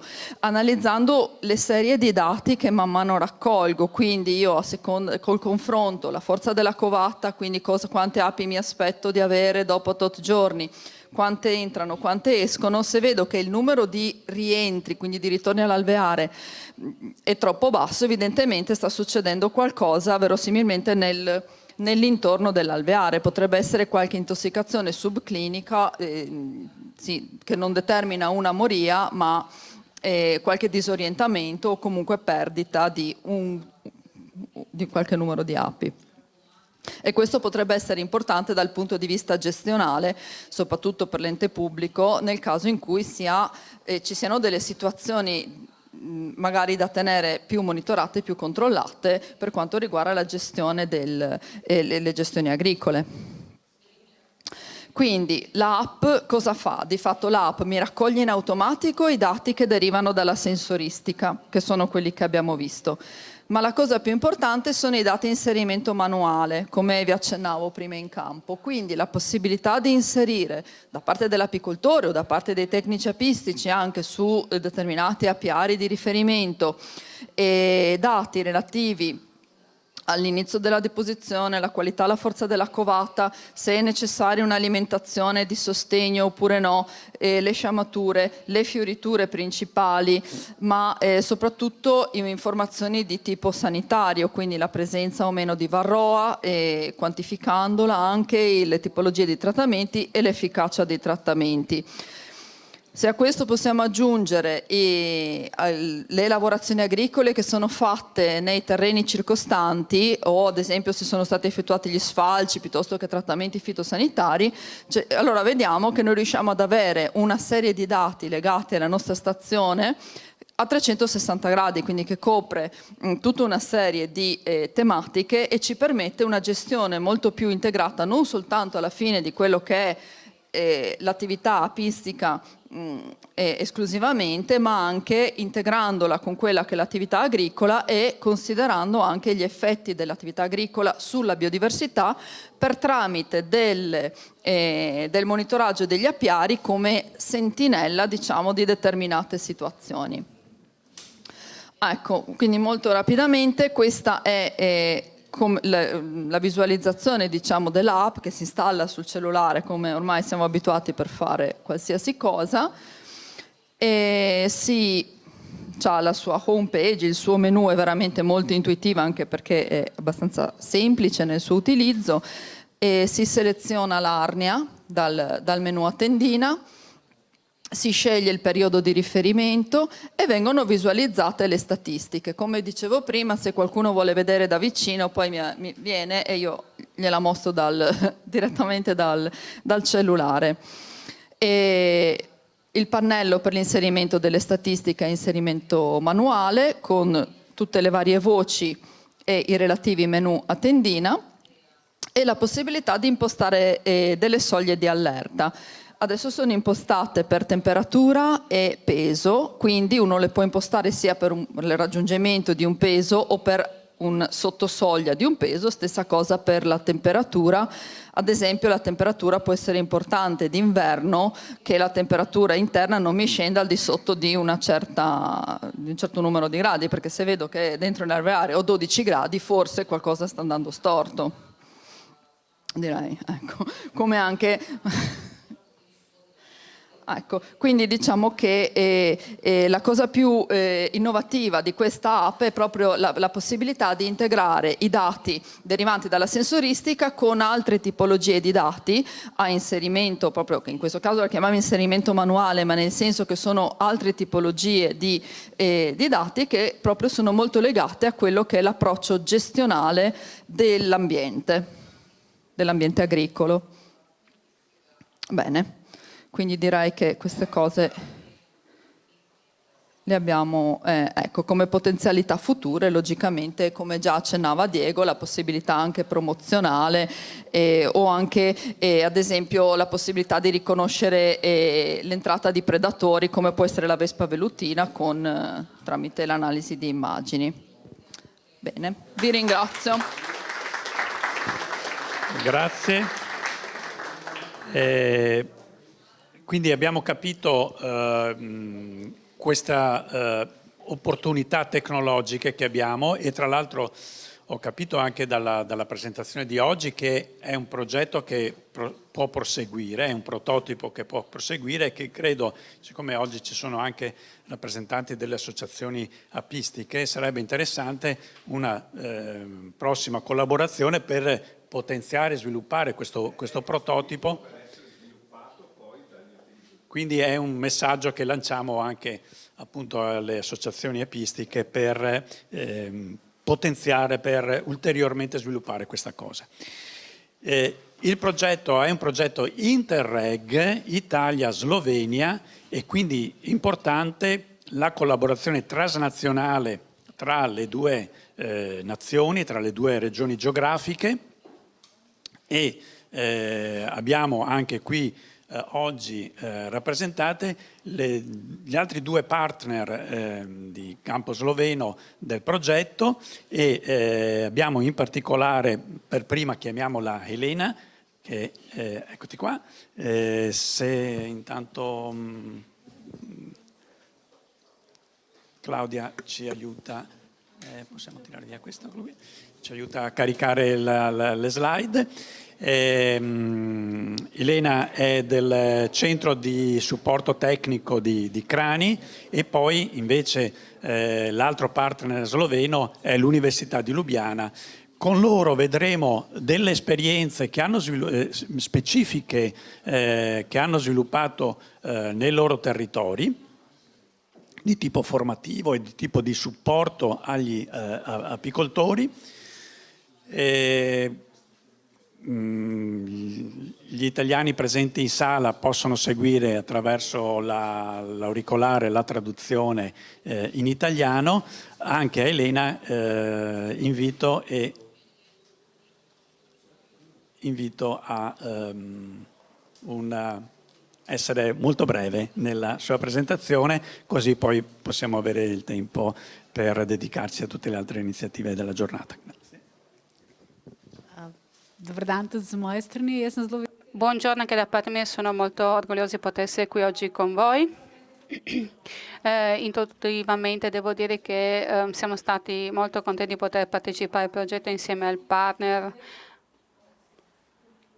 Abbiamo potuto collaborare, infatti insieme comunque con tutti gli altri partner abbiamo veramente imparato tantissimo. La mia presentazione parla del fatto come negli ultimi anni anche da noi, forse sicuramente in modo positivo, abbiamo aumentato la consapevolezza e la sensibilizzazione sul tema dell'apicoltura. Questo è un grande passo in avanti. E come ben sapete eravamo anche l'iniziatore per la nomina della giornata dedicata all'apicoltura e in Slovenia appunto abbiamo fatto sì che queste cose facessero un passo avanti. Per quanto riguarda il punto di vista geografico, la nostra regione si trova al confine tra l'Italia e l'Austria, abbiamo più di 50% delle aree Natura 2000, abbiamo anche delle limitazioni per quanto riguarda l'agricoltura perché viene concessa proprio a valle e solo alcune ad alta quota. Ovviamente quando parliamo dell'agricoltura in valle si tratta di agricoltura estensiva. Visto che prima si parla degli ecoservizi, questo tema è poco capito, poco sviluppato per quanto riguarda l'apicoltura. Penso che questo tipo di sensibilizzazione manca anche nella politica europea. Penso che da noi ha avuto molto successo lo schema nazionale per quanto riguarda la comunità locale favorevoli diciamo, l'apicoltura. A livello nazionale abbiamo avuto l'idea su come collaborare con non soltanto la comunità locale ma anche con gli abitanti per spiegare loro che cosa significa l'apicoltura, quale importanza riveste l'ape e come avremmo avuto la possibilità insomma di poter garantire la possibilità di mangiare una mela anche nel futuro.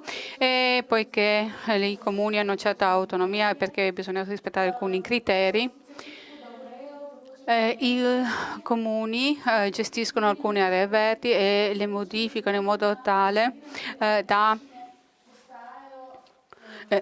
rinnovare alcune aree verdi degradate in modo tale da seminare la vegetazione autoctona dove prima non c'era. Ovviamente questo viene comunicato ai giovani, ai cittadini, anche perché nelle scuole abbiamo posizionato anche, diciamo, degli apiari. Abbiamo parlato anche a diversi circoli di giovani, perché negli ultimi periodi è veramente molto popolare il fatto che quando nasce un bambino, ad esempio, viene regalato ai genitori un albero autoctono, che forse non è tanto importante, ma col tempo questo comunque significa tantissimo, perché le persone si rendono conto che cosa significa un albero, qual è l'importanza dell'albero anche per l'ape. Nell'ultimo periodo poi, come posso dire,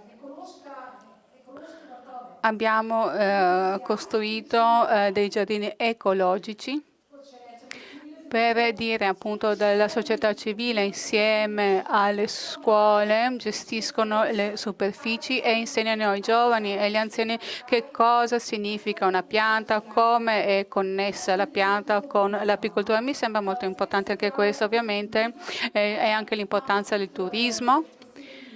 Abbiamo anche un turismo apistico dove i turisti possono venire a conoscere diversi tipi di miele e gli apicoltori proprio accolgono i giovani, mostrano loro come viene prodotto il miele, quali tipi di miele esistono, e proprio le persone che non vivono insieme alle api, non vivono nelle aree rurali, non lo sanno. Penso che sia molto importante insegnare loro come funziona il tutto.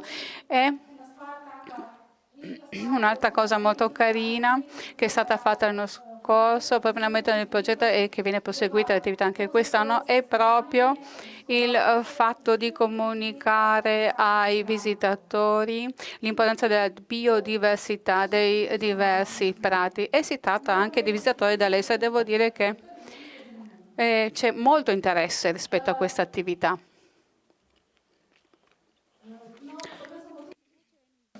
E poi abbiamo anche un'eccezione, ad esempio nelle regioni non ci sono dei centri regionali di apicoltori, noi siamo riusciti a farlo, ovviamente abbiamo coinvolto anche i fondi europei e tutti i comuni hanno contribuito dei fondi per poter realizzare questa idea nel centro. Poi c'è l'attrezzatura congiunta per poter produrre il miele, soprattutto dedicata agli apicoltori che hanno un numero minore di aree. Poi c'è anche il centro dove i visitatori possono verificare come si può aiutare anche gli apicoltori. La cosa importante, ciò che viene fatto a livello regionale, che senza le regioni non ci sono, è il fatto proprio che le comunità locali si collegano con le altre, e ho accertato che se poco si sa di una certa cosa, forse alle volte sembriamo essere ignoranti, ma se alcune cose non si sanno, non si sa neanche come difendere. Per tale motivo è veramente molto importante, tanto nell'ambito dell'amministrazione pubblica come anche nelle aziende, tra i giovani e tra gli anziani, è importante il fatto di comunicare, di parlare e di trasmettere quanto più possibile informazioni per quanto riguarda le api e la biodiversità, per quanto riguarda il sostegno agli apicoltori. Ovviamente i fondi sono pochi, ma è anche vero che noi abbiamo uno schema di contributi e un servizio a favore che aiuta gli apicoltori, e questo ovviamente è molto utile perché funziona in parallelo con i centri per gli agricoltori, e nell'ambito di questi schemi europei abbiamo degli incentivi per i prati, per i pascoli proprio nell'ambito delle aree Natura 2000. Poi abbiamo dei contributi per gli apicoltori per quanto riguarda proprio lo scoppio di malattie come ad esempio la varroa. Ovviamente la politica europea dà la possibilità anche di comprare con dei fondi delle attrezzature. La cosa importante è il fatto che nel pubblico c'è una consapevolezza sempre maggiore di quanto nuociono i pesticidi. Questa è una mia impressione. Se parliamo di 10-15 anni indietro, questa novità che a una certa area c'è stata una moria di api perché qualcuno ha fatto un errore durante l'agricoltura oppure perché non sapeva come farlo. Questa notizia non sarebbe stata pubblicata in TV e questo è anche importante perché è un indicatore del fatto che alcuni segmenti del società si rendono conto dell'importanza delle api e anche il fatto che in queste aree di Natura 2000 dove c'è una agricoltura estensiva e per tale motivo anche gli agricoltori non decidono di fare agricoltura biologica perché non sanno che sono degli schemi di contributi. Comunque è importante rendersi conto che ogni fiore, ogni ape, ogni pianta che viene conservata significa che a lungo termine avremo la possibilità di avere l'ambiente come lo conosciamo, nonostante i cambiamenti climatici. Forse si parla troppo poco anche di apicoltori, anche di agricoltori, di tutti quelli che fanno qualcosa sul territorio che contribuiscono alla preservazione dell'ambiente. Questo è un messaggio importante e da noi proprio ci sono tantissimi agricoltori perché decidono di non entrare in uno schema dell'Unione Europea perché magari devono sottostare delle regole, ma vivono comunque in un modo ecologico. Penso che in Italia succeda la stessa cosa, però se è vero che se si vive di agricoltura bisogna veramente impegnarsi veramente tanto nel lavoro per poter sopravvivere. Forse sarebbe necessario anche aumentare proprio la comunicazione tra i diversi settori per capirsi meglio e si potrebbe così anche evitare errori. Grazie per l'attenzione.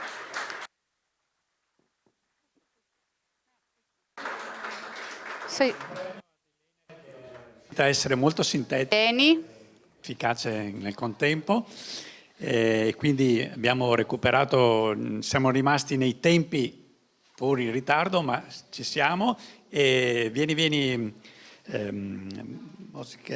Janko dell'Università di Lubiana, che invece ha sviluppato un lavoro in particolare sulla formazione degli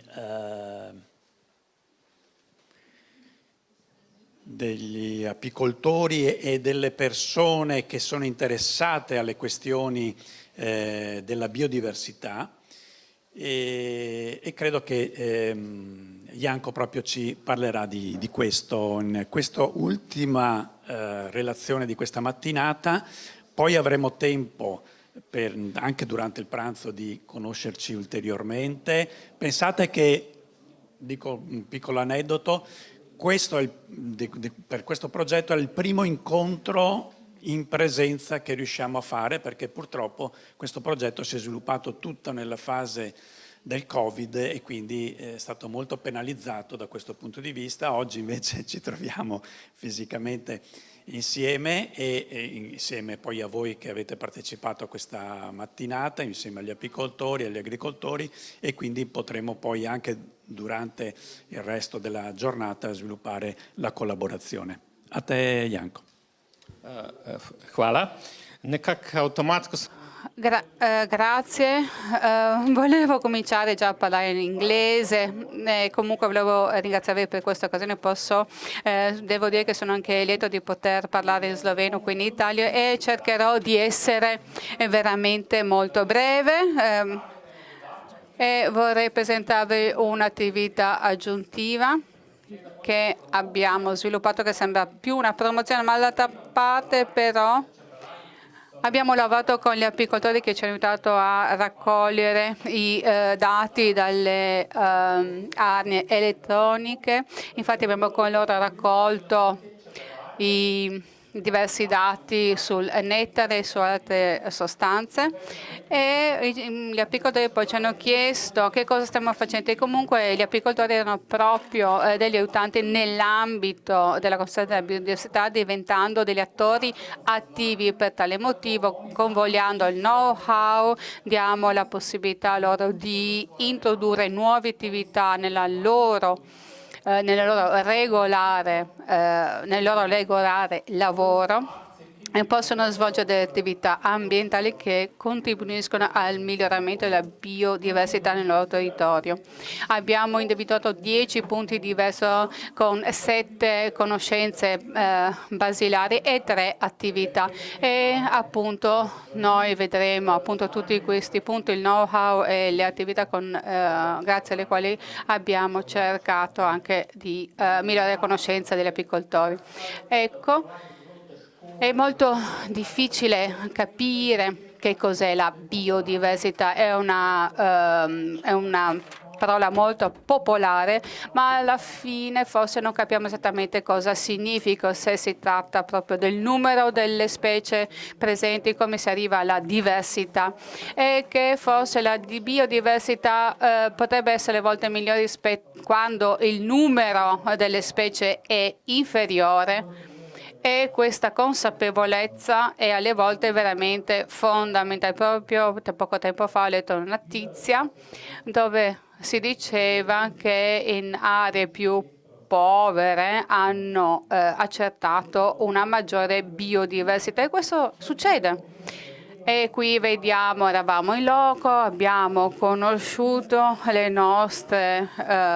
nostri prati, anche il nostro orto botanico ormai ha già diversi decenni, e abbiamo anche posizionato dei prati dove abbiamo cercato di raccogliere i semi. Qui vediamo appunto sulle superfici che ci sono delle comunità molto ricche di diverse specie di flora e fauna, e poi ci sono gli impollinatori. Ovviamente anche gli apicoltori si rendono conto che non sono soltanto gli api, gli impollinatori, e questo l'abbiamo detto anche con l'aiuto di specialisti provenienti proprio dagli enti che si occupano di impollinatori. Abbiamo organizzato anche un workshop proprio per trattare il tema di interesse. Dunque, proprio conoscere tutte le specie di piante mellifere, siamo andati in loco con la collega botanica, la specialista del settore, ci ha aiutato a presentare le piante mellifere presenti nel nostro territorio, e in questo modo appunto non ha soltanto presentato i dati, ma ha identificato proprio anche gli apicoltori che lo hanno aiutato nel suo lavoro. Poi un altro tema importante sono le piante invasive. Gli apicoltori eravamo molto interessati appunto a queste piante perché producevano tantissima miele, come quella pianta adesso che vediamo qui sulla foto. Ovviamente non sono soltanto gli apicoltori quelli che sono i promotori delle specie invasive, ma sono quelli che attivamente cercano attivamente di sopprimere. Poi abbiamo conosciuto anche le tipologie di gestione e dell'agricoltura. Abbiamo incontrato i colleghi del settore dell'economia che ci hanno presentato in modo precipuo il tema, perché si occupano proprio della cartografia di tutte le aree. In questo modo ci hanno comunicato proprio quali sono le tecniche migliori da utilizzare. Ovviamente abbiamo database degli apicoltori e noi abbiamo presentato questi dati. Ovviamente tutto ciò deve essere valutato, dobbiamo fare una valutazione della biodiversità. Questo è possibile già con la verifica delle carte che già esistono. Si riesce a capire che stadio si trova un determinato ambiente, qui vediamo la presenza della nostra località dove ci sono i controlli delle arnie, qui abbiamo raccolto i campioni del polline e delle diverse componenti del miele. Abbiamo già raccolto 250 analisi da 8 diverse arnie in 4 periodi durante 2 anni di attività. Ovviamente dobbiamo fare anche l'interpretazione dei dati raccolti, poi per potersi preparare a come attuare le attività è necessario anche sapere dove trovare dei fondi e ovviamente in tale ambito abbiamo dei fondi finanziari diversi, abbiamo appreso appunto da dove poter attingere e lo abbiamo fatto proprio con i colleghi botanici perché collaborano anche in altri progetti in natura. E ovviamente con gli apicoltori abbiamo iniziato già a sviluppare le attività per quanto riguarda le piante mellifere. Qui anche la banca genetica delle piante è molto importante perché possiamo ricavare dei semi e iniziare proprio con la diffusione di alcune piante mellifere. Un'altra attività che è molto utile è proprio la preparazione dei nidi che proviene dallo zoo, è un po' un eccesso come descrizione, però abbiamo cercato insomma di lavorare i nidi e li abbiamo dislocati in diverse località. Poi un'altra cosa è come creare delle attività, queste possono essere molto diverse. Qui vediamo solo un'immagine sull'attività e la cooperazione dove si cerca di limitare la diffusione delle piante invasive. Poi gli apicoltori hanno ricevuto anche degli attestati, non soltanto di collaborazione, ma anche di svolgimento di test, le conoscenze. E qui vediamo i nostri apicoltori, sono molto orgogliosi, hanno posato per la foto, uno di essi anche qui con noi. Infatti lui ha una stazione con la quale abbiamo svolto le test. Qui ci sono anche collaborato la nostra facoltà dei diversi reparti, biologia, agronomia e ortobotanico, i collaboratori e gli apicoltori che hanno collaborato con le loro postazioni sono anche indicati qui in queste postazioni e poi abbiamo raccolto appunto i campioni di miele. Comunque i corsisti erano numerosi, 12 hanno ricevuto l'attestato, ma erano presenti anche più di 20. Adesso purtroppo non abbiamo più tempo e devo concludere la presentazione. Grazie. Bravissimo anche Janko, che ci permette di concludere in tempo. Certo, ci permette di concludere in tempo con un'ora di ritardo sulla tabella di marcia, ma in tempo questa intensissima mattinata. Un ringraziamento ovviamente a tutti voi che ci avete con pazienza seguito, ma spero anche con interesse. Un ringraziamento ovviamente a tutti i partner che hanno del progetto e che sono intervenuti questa mattina e ovviamente un ringraziamento anche al supporto tecnico che ci ha permesso di non solo l'interpretariato e quindi poter seguire nelle 2 lingue tutta la mattinata, ma anche poi registrare in video tutta la sessione che ricordo appunto sarà disponibile poi su YouTube di Veneto Agricoltura e poi anche ovviamente anche sul sito di Interreg, sul sito di progetto e poi sui siti anche faremo girare sui siti di tutti i partner di progetto.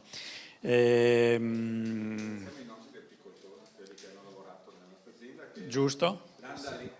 Allora, gli apicoltori che ci hanno aiutati sono l'azienda Andalenta.